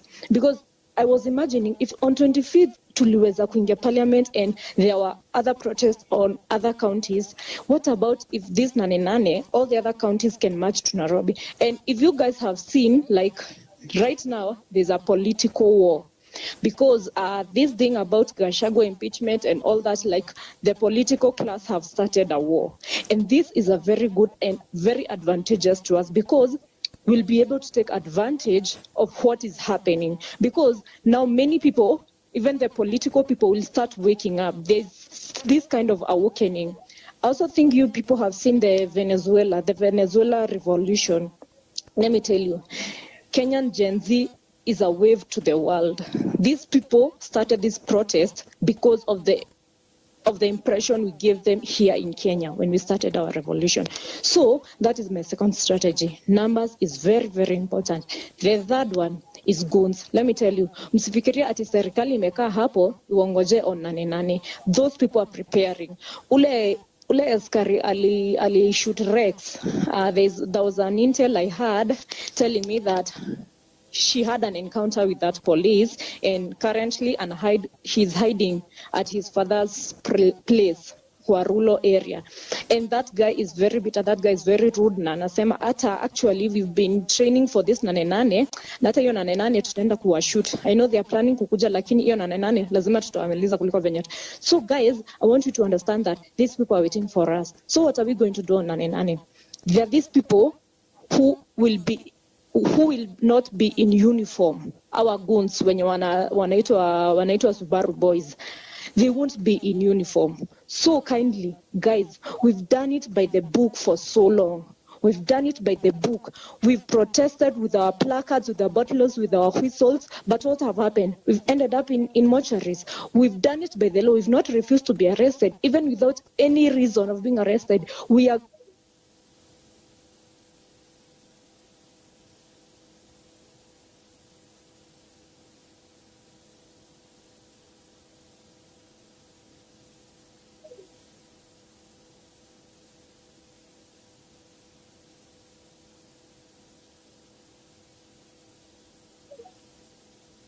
giving an idea, we are peaceful, right? But every time we go peaceful, we always end up in mortuary and we always end up in hospitals and we always end up in quarry. So this is the resolution this time. Ukishikwa na goon, like huyo gun ako in civilian amejifunika, first thing try to ujaribu kumtoa mask. That is what we are going to work with first. Secondly, if hautaweza kumtoa mask and if those guys successfully wataweza kukushika, kindly hata kama utakuwa na tule tuvisu tunakuanga kwa funguo, there are those two knives zenye zinakunjangwa unayurusha kwa mfuko. I think we can carry those kind of weapons, like weapons hazionekani, because we are losing our people, bana. Like we are losing our people. We are doing it by the book, bana, but it's eating us up. Like I don't want to take too much time, but kindly, please, this time round, we have to threaten them. Like we have to make them know that we have to give them a sign that this time round, by the way, tumekujata si tumejihami. We've done it by the book, but we've decided to choose war. So, mukitushika bila makosa, we are going to choose war. We are going to fight this one. And the final thing, before I drop the mic, I want you guys to know that the military is on our side. Please, this wave of telling you that military watawamaliza, guys, I don't know who is feeding you these things. I want you guys to know that the military is on our side. Those people do not want this man in power. Since Aden Duale gave that rule of the military to go and attack Githurai massacre, and they knew it was unconstitutional, that's when the hatred to Ruto started from the military. So I want you guys to understand that the military itself doesn't want to rule Ruto in power. So they are on our side. So if we merge in numbers and come to the streets, I know the military is going to support us. And if you guys were there on Occupy JKIA, because I was there is this military who gave warning to the police not to use any force against civilian. So I want you to know that military is trained to protect civilian, but the police is trained to protect the government. So it is going to be us and the military against the government. So this Nanenane match is a success. So guys, please do not lose hope. Let's come out in numbers and let's march there. This time round, it's a liberation. Thank you. Over to you, co-host. Okay. Thank you so much, Revolutionary. Anaitwa Mary, nashukuru sana, but I wanted to answer you kwamba leo nikiongea na watu wa mchanga, acha nisikie tu vizuri. Waliniambia hata wamekuwa summoned over account ya Hanifa. So the same account ya Hanifa, pesa ziko of course zinafanywa shughuli, but hakuna pesa zingine zenye unaweza donate zingie ndani. But there is something that we are trying out, na itakuwa silent move, try to see how we are going to handle that. So any person who come up and you feel like you want to contribute or to donate, just DM me, then I'll give you the way forward from tomorrow. So na kama ulifanya contribution na pesa yako haijafika, unaweza niambia, because zimerefundiwa zote from the account, unless kama zimekuwa diverted ziende kwingine, because nimepata only 2 guys wenye waniambia wamepata hizo pesa, wengine sijui wamenyamaza, but you can DM me in case of anything. Anyway, back to you, my co-host. Asante sana KOT, asante sana Revolution. Let me get the correct name. Watu hapa kuna majina Chidiochola.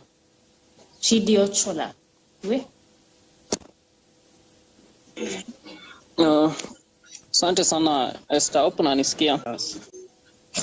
Alafu tena huyu jamaa mimi sijaiona prezo mwenye ni malaya wa church. Leo ako hapa hii church leo, kesho ako hii church nyingine. Hakuna church anarudia twice. Yaani malaya wa church kila Sunday na atubu dhambi yoyote. Alafu tena mimi niko Grao Kisumu, and of late vitu naona like majenzi wa huku hawana hiyo civic education. Unapata kuna demonstration inaendelea, but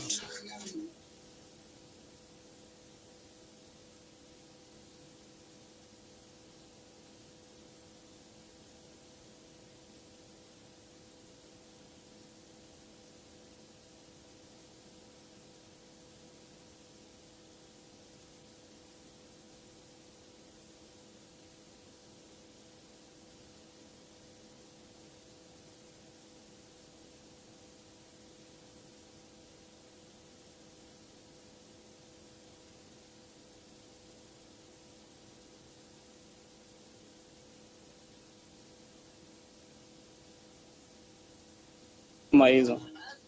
So mi naomba tu like, me personally I feel like nasoma but career yangu itakuwa obsolete in the near 10 years, in 10 years time, na hapo ndio itakuwa prime yangu, because mi nasoma building na real estate, and what's going on, how my international corporations buying land, buying real estate, they'll just make a rule that hakuna development ya real estate tena, hiyo housing yenye Ruto amefanya imetosha, such that sasa umesoma and hiyo masomo yako haikusaidii, or you have the money but you can't purchase what you want.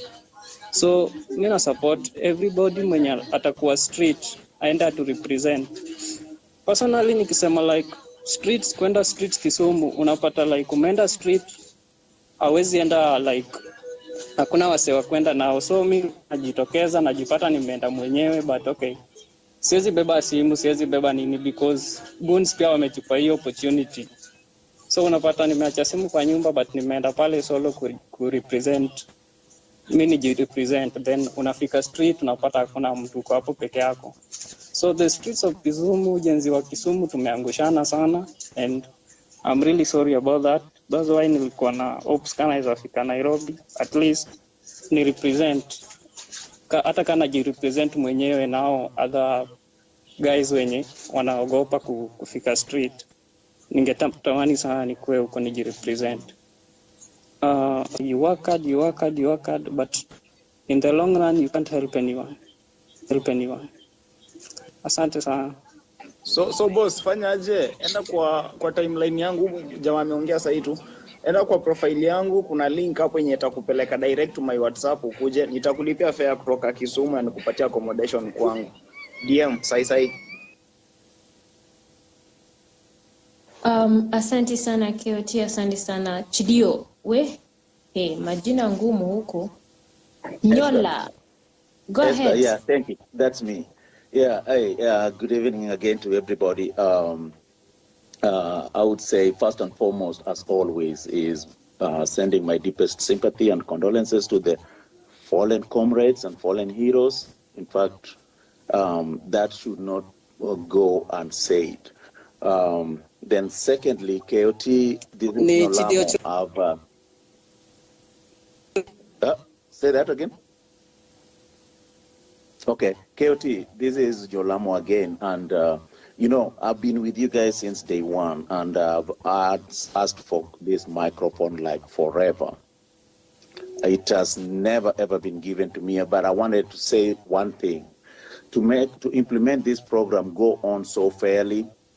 Try not to replicate only same people every day to speak, because there are other people that have left you just because of not getting a speaker. So please just distribute. I know it's hard, Esther, I know it's hard, but just try to see those people who are requesting and have never spoken to be given a chance. So thank you again, Esther, for seeing that to me. And when it comes to donations, as you can see, KOT, you can attest to this. I've already donated. I donated to you. I've donated in other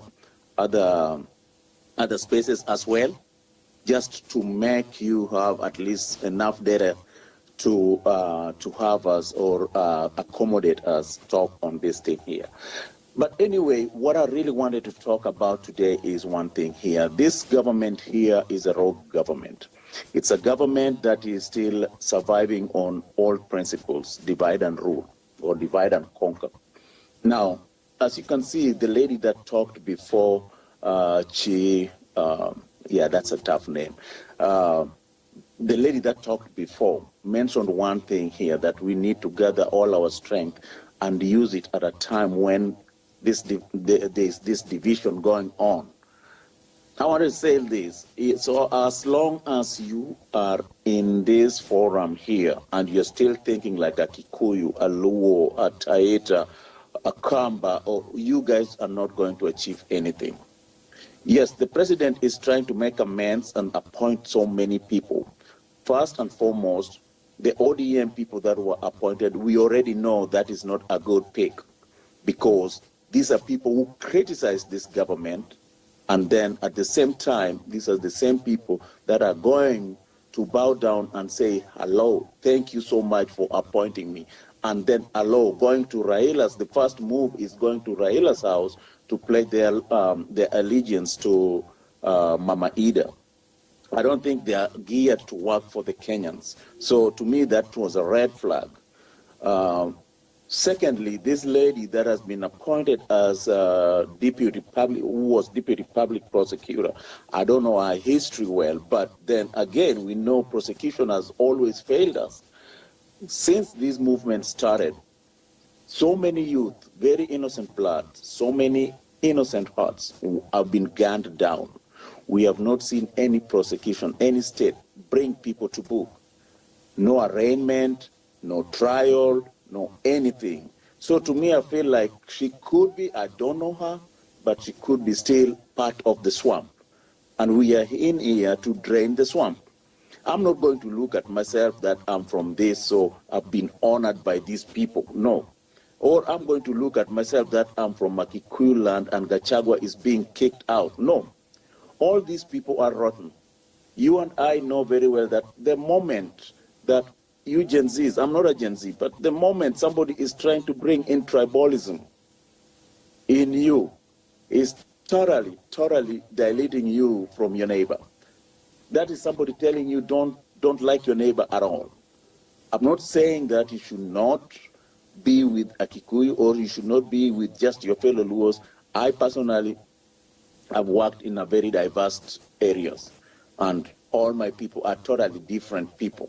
And I even have my own people that I may call tribes as also, but I will always defend what I feel is right. So I personally, I'm asking you guys, do not be distracted. Do not allow yourself to be distracted. If you want this Nanenane to succeed, do not look at it that they're targeting us.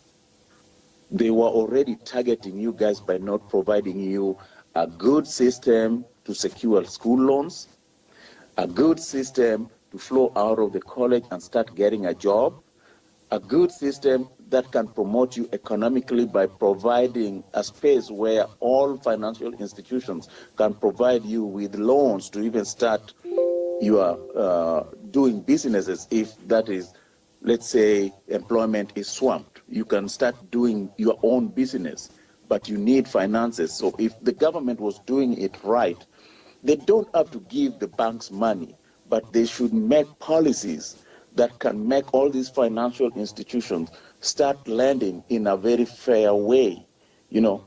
So all these things here come back to the government because they have to take precedence. They are the ones who should create these infrastructures to make sure that our youth are employed or are gainfully employed, or our youth are gainfully getting into their own self-employment. So Nanenane should succeed. As somebody said, we should march there peacefully. Well, we've always been peaceful. We've always been peaceful. The people that have been killed were peaceful people. Now, the government is what is not peaceful because the government throws in bad oranges in good oranges and then use that and say all the oranges there are bad oranges, and then they start shooting. They're looking for a way to shoot you. So as one person mentioned there, if you identify a goon, please do not let that go. You know, do not let that go, because at the end of the day, they're giving us a bad name. We are in here for a good cause, but they are in here to distract the good cause. Maybe some of them are failures. Maybe some of them just like the old system. You know, I personally, I don't like the old system.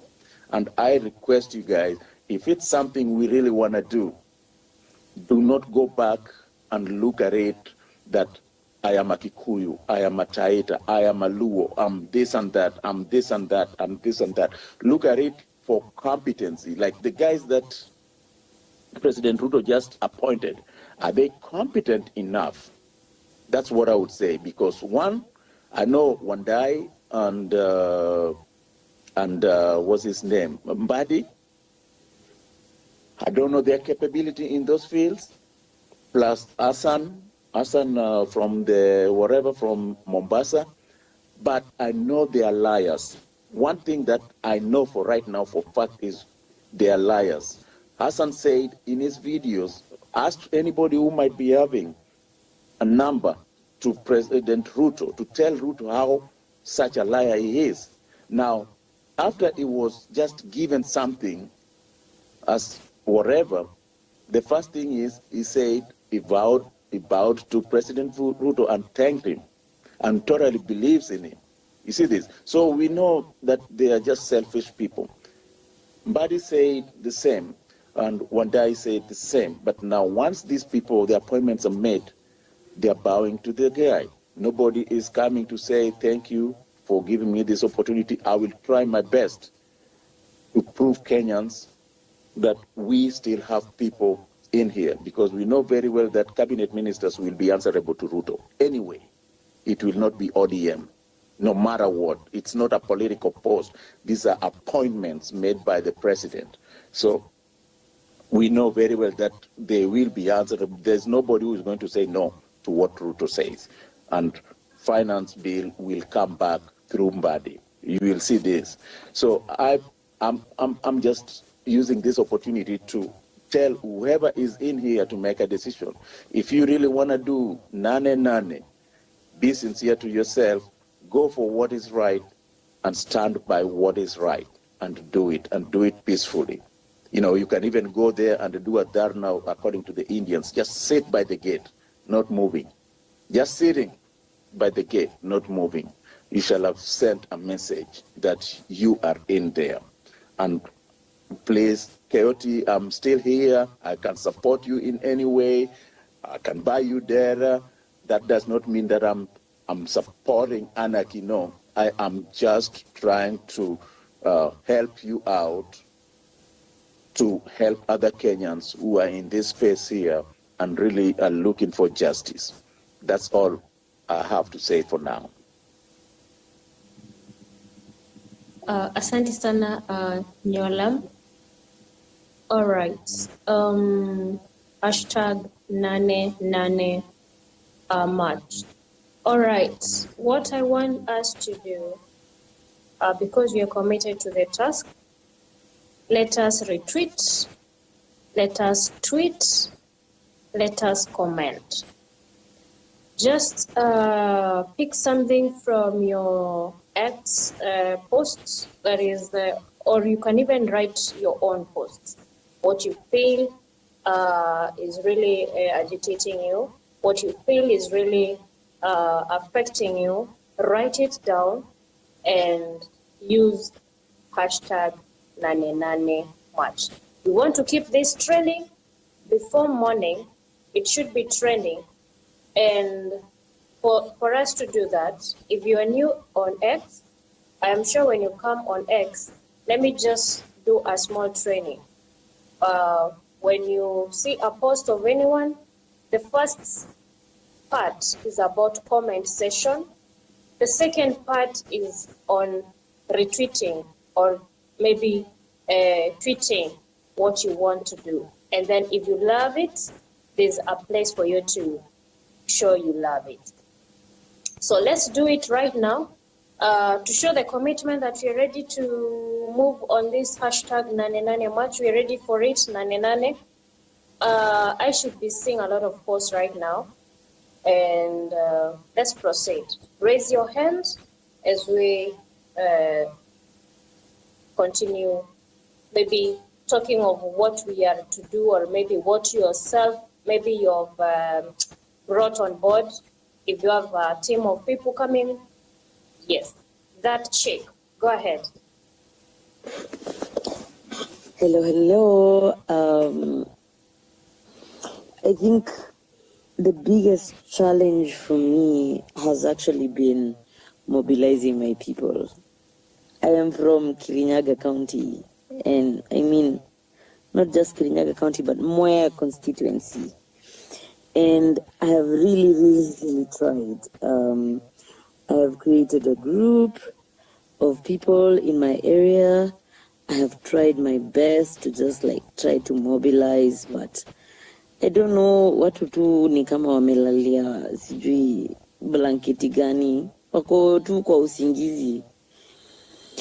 Yes, there is a spirit, people understand, people are educated, but that part of doing something, because I'm trying to understand all these people who are jobless at home and can be able to speak, why can't these guys just do the work and we'll see how we can facilitate them? You understand? That's where I'm coming from.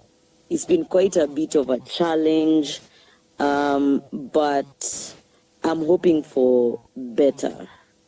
For me, actually, I've been in these spaces like ever since. I don't know what's happening, but yeah. So I've gone to most of the protests. I was even arrested. It's just been such a crazy roller coaster. But for me, I'll say that I'm very spiritually led, and I'm very spiritually aware of what has been happening. And I would love to just encourage everyone. Just understand that God or the universe, the common consciousness of all these Kenyans who have risen up and woken up and are speaking the same language. All the prayers that are being said, because it's like we are on one level. That is where the power lies. And God is behind us. Every day we are sleeping and waking up to crazy news of different things that are being exposed. I'm telling you, we are moving overdrive. Like today there was not supposed to be a protest, but there was 2 bodies that were found. I'm telling you, God is on our side. Whatever it is you're feeling when you're feeling like you're losing heart, I feel like everything is happening at the right time. Even these people from my constituency, I am just speaking to them every day and hoping that at the right time they are going to check in with us. I'm speaking to my friends directly and telling them, if you're my friend, I don't understand why you are just sitting there like a potato, waiting for freedom to just be put on your lap. I don't understand. What is it that's making you do nothing? You understand? There's many ways of contributing to the cause. So hold your friends accountable. Hold your family accountable. Hold your neighbors accountable.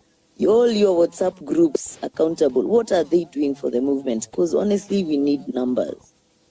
We need as many people to understand you yourself are the leader. You, whatever you do, whatever income you have, it doesn't matter. You are the leader. You're the one we need to make the change. I'm telling you, God is behind us.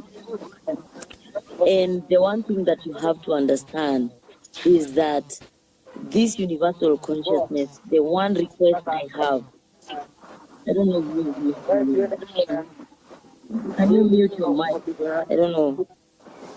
Is it ethical with me to mute your mic? Only mic is talking. Ndegwa, may you mute?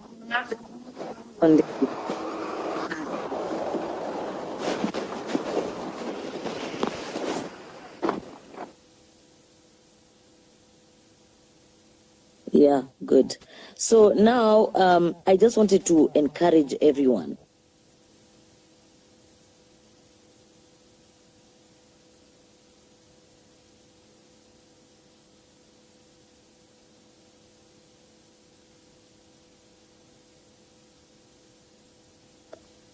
Okay, finally.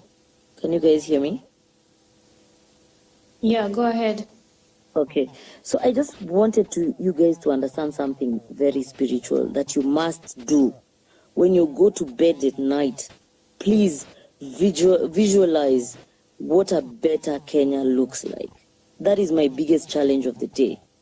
Visualize what you want, how you want to see things, how the people in hospitals are running, how the roads are, how visualize a better Kenya. Because it is through visualization that we achieve. We are co-creators with God. You need to understand the power is in our hands. It is because of how amazing it has become that we have joined together, millions of us at our homes, at our offices, talking about the agenda, that the power is coming out. And these other guys, it's like, you see, Kenya is the one that started. And then all these other people have taken the fire. It's like they are inspiring us. Because I'm telling you, Kenya has an integral role to play in the freedom of the whole world.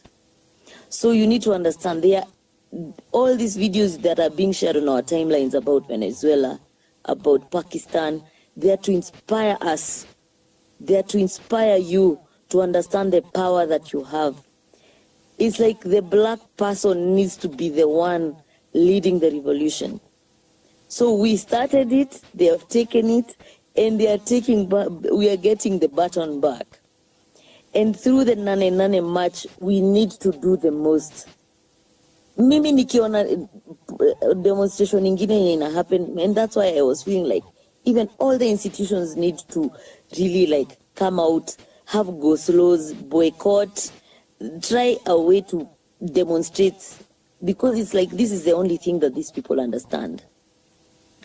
If there's a way for us to demonstrate, to boycott businesses, I want us to also do it very personally. Like, let us go to these people's residencies. They need to, like the way they were the first week when we demonstrated that big march, if we can do the same, that they are always afraid, that they are living in hotels, they can't drive their cars anymore. That's what we want. We don't want them to have peace. Right now, I feel like we are giving them too much peace, man. This time in between now and Nanenane March, we need to really figure out how best we can make them uncomfortable. They need to understand we are not comfortable ourselves, and in tandem we are making them uncomfortable. So as you go to bed at night, understand that right now we are on a recharge, tunakunywa glucose. So find the things that make you happy, yeah? Things that make you build up your energy, because I'm telling you, your energy is your currency. You need to understand that right now. Drink water, may I go to the gym, may I dance. Those are things that refill my cup so that I can be able to come back and chat with you guys, to go and talk with these people in the village, to talk with my family, because kwanza family yangu kwanza ndio imekuwa hata ikinibo the most. So you need to understand, you are the change. You are the leader. You are the change. You are the person we need to make the difference in this country. It's only within yourself that change needs to happen. So calculate and cultivate a system of happiness, of joy for yourself. Love yourself, love the friends around you, love your community, and in tandem, that is going to affect the world. And we need you for the Nanenane March. So even me, I'm hosting people in my house for the Nanenane March. Everyone must do something to contribute. If you are an IT professional, if you're in a certain ministry working there and you know there's corruption, expose them. Find ways to do something to contribute to this march. I know there are people who are not able to show up. So if you're contributing money, let's do blockchain. Court Sonko, I read your tweet and I was so saddened by it. Yani wow, it's so easy for them to block us, and this is money that's going to build our country, or in other words, rebuild our country. But wow, wako hapo tu wana channel money too, like corruption money is going left, right, and center. So that's the one thing I will leave you with. Understand that you are the key of this movement. You, man, woman, young child, big person, whatever level of office you are in, and the policemen and the DCIs here, I'm calling out to your humanity, whatever that's left. I don't know, mata nimekuwa nikisema hata tuchange pesa ya bulletproof vest, tupatie hao wasi wenye watakuwa kwa front line, because me already am a chicken. I'm so scared of being at the front line. I don't like violence, but I would really love for us to have a way to protect ourselves. So I'll end for now and remind you guys, please visualize the better Kenya that you want. Don't think about leadership. The leadership will come at the right time. Everything happens at the right time. And this is not a time for leaders. Sahi leaders wanafaa kuwa wanafanya vitu, sio kufanya PR campaigns kama umsee. Umsee ni fala sana. Kazi yake tu ni kudanganya wazazi wetu. Ana relaunch projects zenye zililaunchwa sijui how many years ago.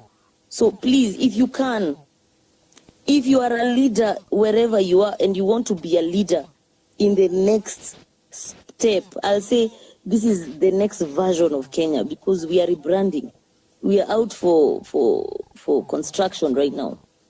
If you want to be a leader, lead, show us, and everyone else, please observe and take note of all these people who are doing amazing things. All the people who are doing trash and being trash people here corrupting the movement. We need to take power back from them. Even bigwigs. The only reason bigwigs are bigwigs is because we've given them the power. We've followed them. We need to take back our power from all the corrupt people. Even you in your business, whatever you do, make sure that you align yourself with the values that govern our country. They are guided in the Constitution. Kama uelewi uende usome. Because I'm telling you, our generation is a generation that's followed by truth and especially by love. That's how I'm going to end my contribution. Thank you guys for hosting. And Eleni Vivio, Hivyo, all the best in everything that you do. Asante sana, that chick, Wakili. Say hi to us as I invite engineer. Oh, thank you very much, Esther. Thank you very much, KOT, and our listeners today. Every day I visit this space, it gives me much more morale and psyche to see things being done in a better way. I love the submissions by the chicks, and she must understand that I also come from Kirenyaga, and therefore sisi tuko sana, and they're also mobilizing themselves. This evening I just got a call from a guy in Kirenyaga, and they are saying that they are coming on the 8th of 8th to redeem themselves. Actually, what is happening there is that people are asking, mukitaka magari tuambieni tuwapatie twende. So people are ready. What we shall do is that we shall keep fear out of ourselves. I remember Martin Luther King saying there is nothing to fear but fear itself. So chicks, we will be in the front line. We are not going to lead from behind. In any case, if you do not die of a bullet, you'll die of illness. If you don't die of illness, you'll die of starvation. If you don't die of starvation, you'll still die of the bad road status and the accidents. We are living. We are every day in this country. We are walking dead. Our babies are not being vaccinated of even BCG. They are walking dead. We are all dead if we don't march up for freedom on Nanenane. So we are not going to fear to speak our mind. We are not going to fear to come out on that particular day just because somebody will decide to trigger. Even if you don't die of a bullet, you still die of these mishaps. And therefore it is our responsibility to come out and make sure that we correct the wrongs in this country so that we may save lives, so that babies may be vaccinated. At least if you don't work for yourself, if you don't work because of yourself, work for that newborn baby who cannot get vaccinated of BCG.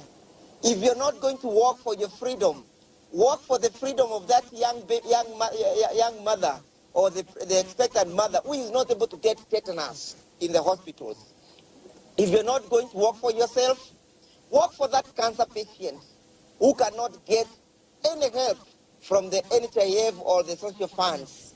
If you're not going to work for yourself, work for your old mother and your old father, your old grandfather and your old grandmother, who is not able to benefit in a pesa za wazee. If you're not going to work for yourself, work for that expectant mother who cannot get Linda Mama, so that at the fullness of time, freedom will come, freedom is here, freedom must come. I want you guys to refer you to the song of Bob Marley. Get up, stand up for your right. This is the time not to take the tranquilizing drugs. It's a time to march forward and march towards freedom. Thank you, Esther. I'll just keep here. I just wanted to give you some encouragement that there are multitude of us. Many people feel that things are not going the right way. Who will come on the 8th of 8th to dramatize to those who bother to hear that things must change? Look at William Ruto. Very unsympathetic. People are dead in mortuaries. And the much he can do is just to be on top of that car of his, giving fake promises, giving fake hope. And he does not even show any remorse. He has not even visited one family that lost their dear ones. Even said Paul at that one family. How unfortunate can we be to allow him to be what he is now, when we have an opportunity on the Nanenane to redeem ourselves? We must redeem ourselves. Viva!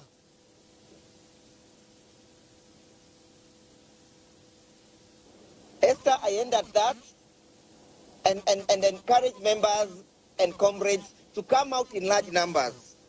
Let us speak to the university students to come out in large numbers. Speak to the university leadership so that they may speak to their comrades, so that they may come in large numbers. Let us speak to those rich people in this country to adopt only two Gen Zs and 2 people who can come.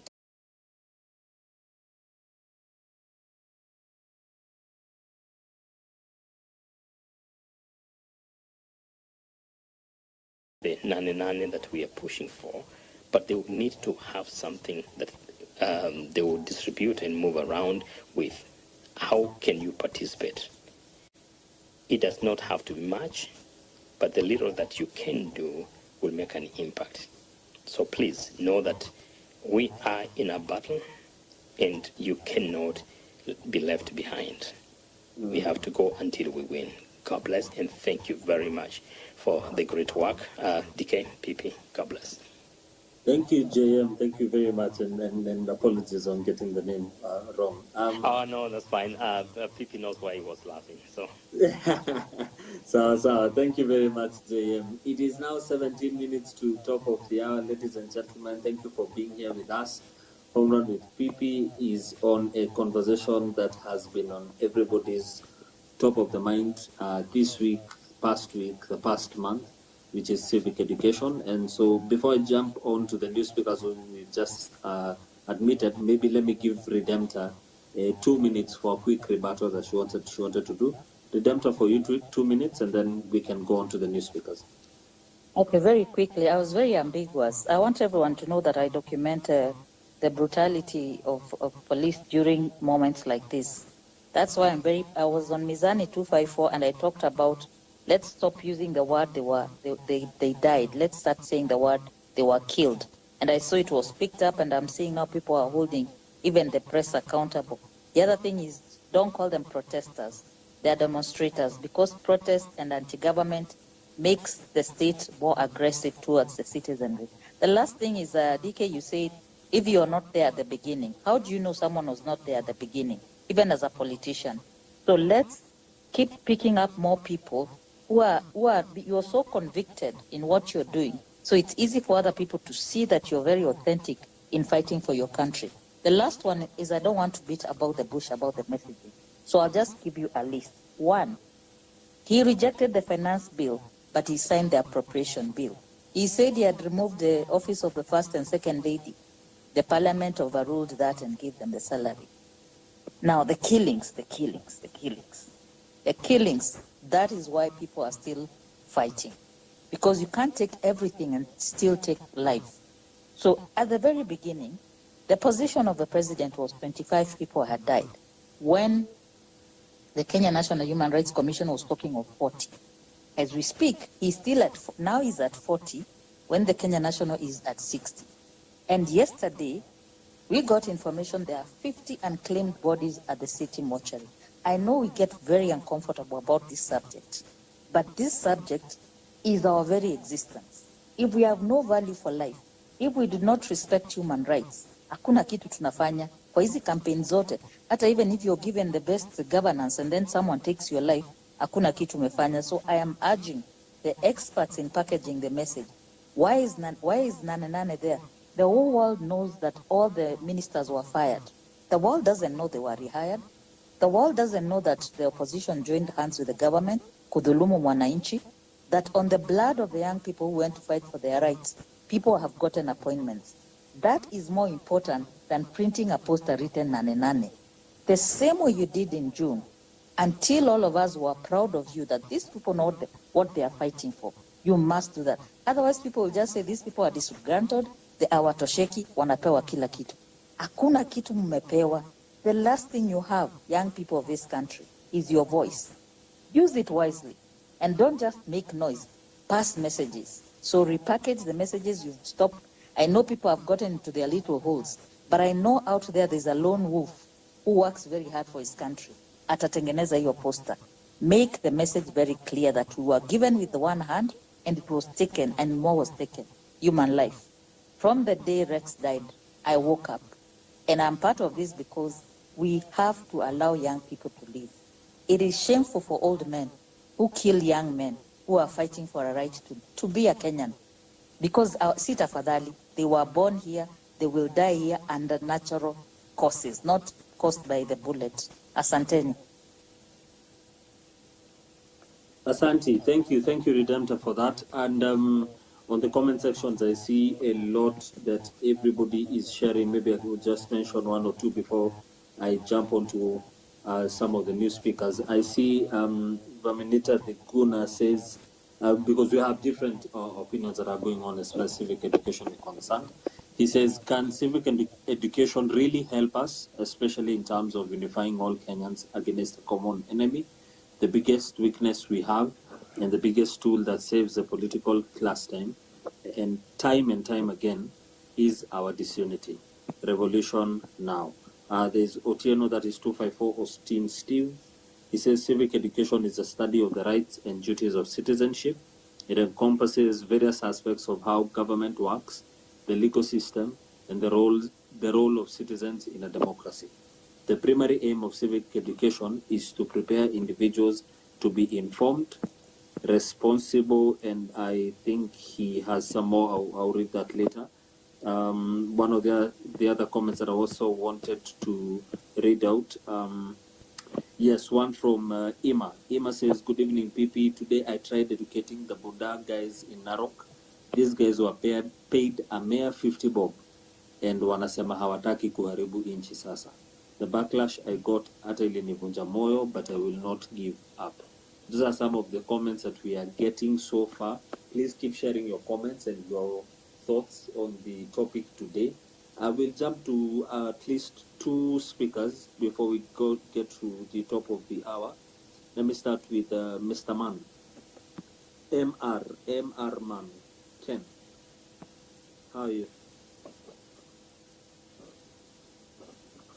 MR Man, do you hear me? Amani Mr. Man. Alright, if you can hear me, please just request the mic one more time. Frank Sinatra, good evening. Yes, good evening, BK. Please give us your submission. Okay. First of all, thank you for the opportunity. And secondly, I'll be brief. Now, let me start. Vile tulianza maandamano, it was a good approach. And I want people to listen to me. It was a very good approach. Like we had placards on our hands, like we had whistle, etc., etc. And on our placards, it was simply written that, do you know what? Reject the finance bill. So hata ungefunga mdomo ya mtu mmoja, yani ungepata tu bado to the message. Even the international, like the international what? A community itself, ingesema ya kwamba, why is the nation going contrary to the request of its citizens? But sasa nimeanza kuona ni kama like ambio narrative imeanza kuchange, as in like now hizo maandamano zote za jamii nimeenda so far, watu wameanza tu kwa tofauti. Si lazima hata mtu akuja na placard, as in unauliza mtu why here, he himself hata jini kwa nini ako hapo, you understand? So me, first of all, I want to really emphasize on your civic education. Now, tell a friend ya kwamba that the main reason why we are fighting against e-government ni bad governance and like we need accountability. And that is why tunasema ya kwamba like the entire government system now at large is iko rotten. Na tunasema, and that is why we are advocating for Ruto to move out. And njia mingi za enhance his civic education, kuna one, explaining to mtu why he also needs to vote, he also needs to register as a voter, kumwambia ya kwamba lazima actually sisi Gen Z ya kwamba we also need to highly participate in elections. And I'm actually yet to see it in tumeona among the nominees wa CS position ni jamaa anaitwa Ofer Wandai. Huyu jamaa alikuwa MP wa Unguja. I'm yet to see ya kwamba si ati ni mdomo tu yake ndio tujani, yani tunasema tu ya kwamba ati Ruto will go to come 2027, yet kuna hii tu UMP tu ya hapa. I want to see if maybe this Gen Z will make a change in the Unguja constituency ya kwamba yani watapigia mtu kura for yani ana deserve, si ati kwa sababu jamaa ako loyal to the chama or anything. No, kwa sababu jamaa ye kibinafsi ana deserve. So I really hope and pray ya kwamba hii by-election yenye iko yetu tukuja hapa mbele, the people of Ugunja will make a change. Okay, that is true. Then thirdly is this ya kwamba we also need to instill values hizo zina entail equality, justice, diversity, hizo vitu zote. And I tend to believe ya kwamba if each and every cop mwenye amekuwa taken into, mwenye yani amehusika kwa hii maneno ya vifo amekuwa taken kwa koti hadi akahukumiwa hadi akafungwa, na believe hizo pia ni progress. Because now let me give you a scenario and I'll be very quick. Let me give you a scenario. There's a woman currently in Nakuru, watoto wake wawili walikuwa Githurai. Huyo mmoja like both of them walihusika kwa maandamano. So mmoja alipigwa risasi. Then immediately yani baada ya kupigwa risasi the mama akajua. Huyu mama yake anakaa Nakuru. Baada ya kujua the mom ni kama aligo into a coma. So si yako hospitali. So huyu mmoja sasa huyu alipigwa risasi, yeye alikufa on the spot. So familia ikasema because the mom is ako kwa coma and ndio mkenya amefariki, acha tumwezane kwanza, tungoje to hope for the brother, maybe the brother will show up, atakuja fanya nini is now sasa tuendelea now like with the burial hizo processes weeks hizo mawiki zikaanza kusonga, then baadaye mwili wa mtoto actually kitu ya juzi tu huyo the brother wamepatikana kwa samtaro na mguu mmoja imekatwa. So I want you to imagine one of them wa brother yake huyo mdogo alipass, huyo mkubwa ndio mwili wake mpatikana and the mom says ina coma. Unaona sadi watu kama unawaambiaje bedhi imtokea tena maandamano, you understand? So me I really understand. Yes, namalizia kidogo DK. And now like I want to advocate for as in to me those old tactics, hizo tactics lazima tu ikuwe like hivyo hadi si tulituka drawing board to strategize on how we'll remove this government. And those were my 2 cents. Thank you. Asante Black Obama, thank you very much. 5 minutes to top of the hour. Let's have one more speaker as we get to it. James, there is James Mbogwa. Can I say something? Ronald, I'll jump to you right immediately after the hour. I'll go to Ronald and then Armstrong right into the new hour. Let me have James. James, do you hear me? James has dropped. Okay, Genz has dropped. All right, Ronald, let's go with you, and then we'll go to Armstrong after the hour. Thank you, DK. Thank you, everyone. When I listen to everybody speak, I get moved, and I would be very categorical that as a people, there's nothing left that we've not seen from this government. There's nothing left that we've not seen from the people who should basically be there for us. I do not want to get back to the opposition joining the government and the likes. What I want to say is that we are very sure, to those of us who are never sure, that it has never been about the Kenyans.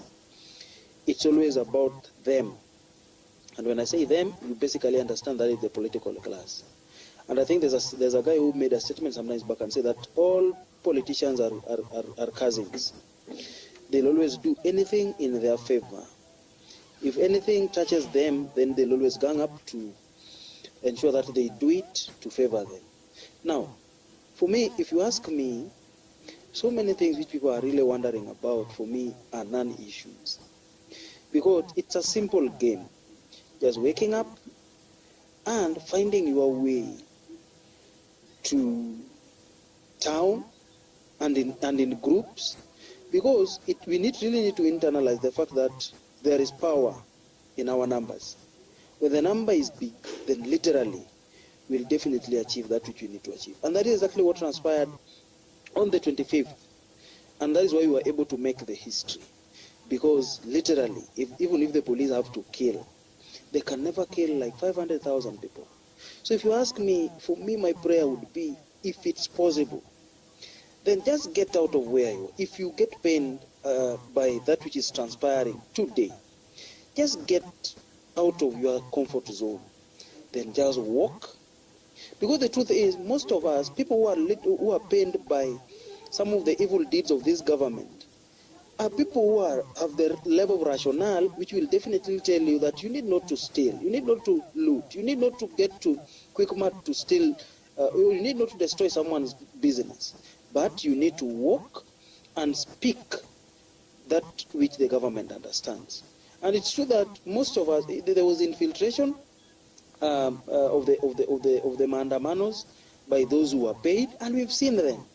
And the painting is so clear on the wall, because you remember even the last mandamano, those who were paid by the government and those who were actually facilitated by this KAT Range Rover were never disturbed by the police.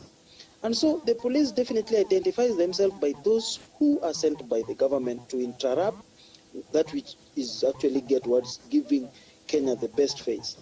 So as I narrow down, guys, in whatever thing you say, for me, what matters the most is that are you able to wake up on 8th August and then just find yourself walking without carrying any stone, without carrying any knife or any crude weapon, and then you just move to town. Because I believe the government will definitely listen to what we say in the number. By the way, if you're just keen, you really need to internalize the fact that today, this illegitimate government has actually regained consciousness.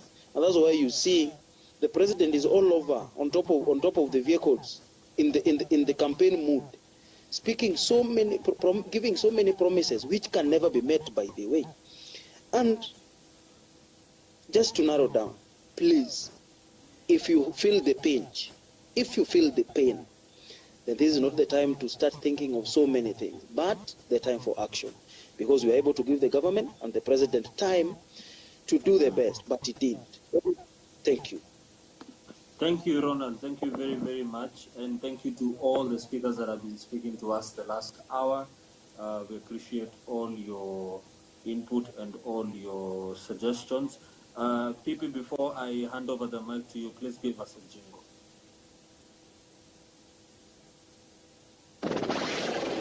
Social conversations, engaging topics on your phone anywhere. This is Home Run with Pipi.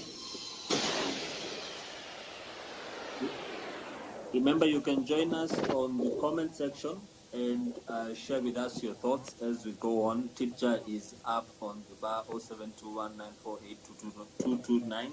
If you like what is happening in this space, we shall be continuing probably for another hour. So let me hand over back to Pipi. Naona mgeni wetu asiyeheshimiwa leo amerudi kwa mahali hapa mitandaoni. Unarudishia ngori na kuona.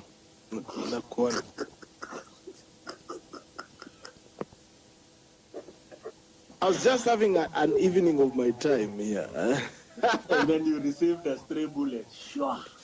Hey. Today we are ending at 9 p.m. East African time. Please be advised, ladies and gentlemen. I've been on Spaces in the morning, I think for about 3 hours before I came to Home Run with Pipi, in the spirit of unity with space hosts. You know, guys have been trying to push the narrative that space hosts are not together. Nana Dr. James anasema kwani tumejabidi. Ai, kwani nini mbaya jamani? Hey. Allah.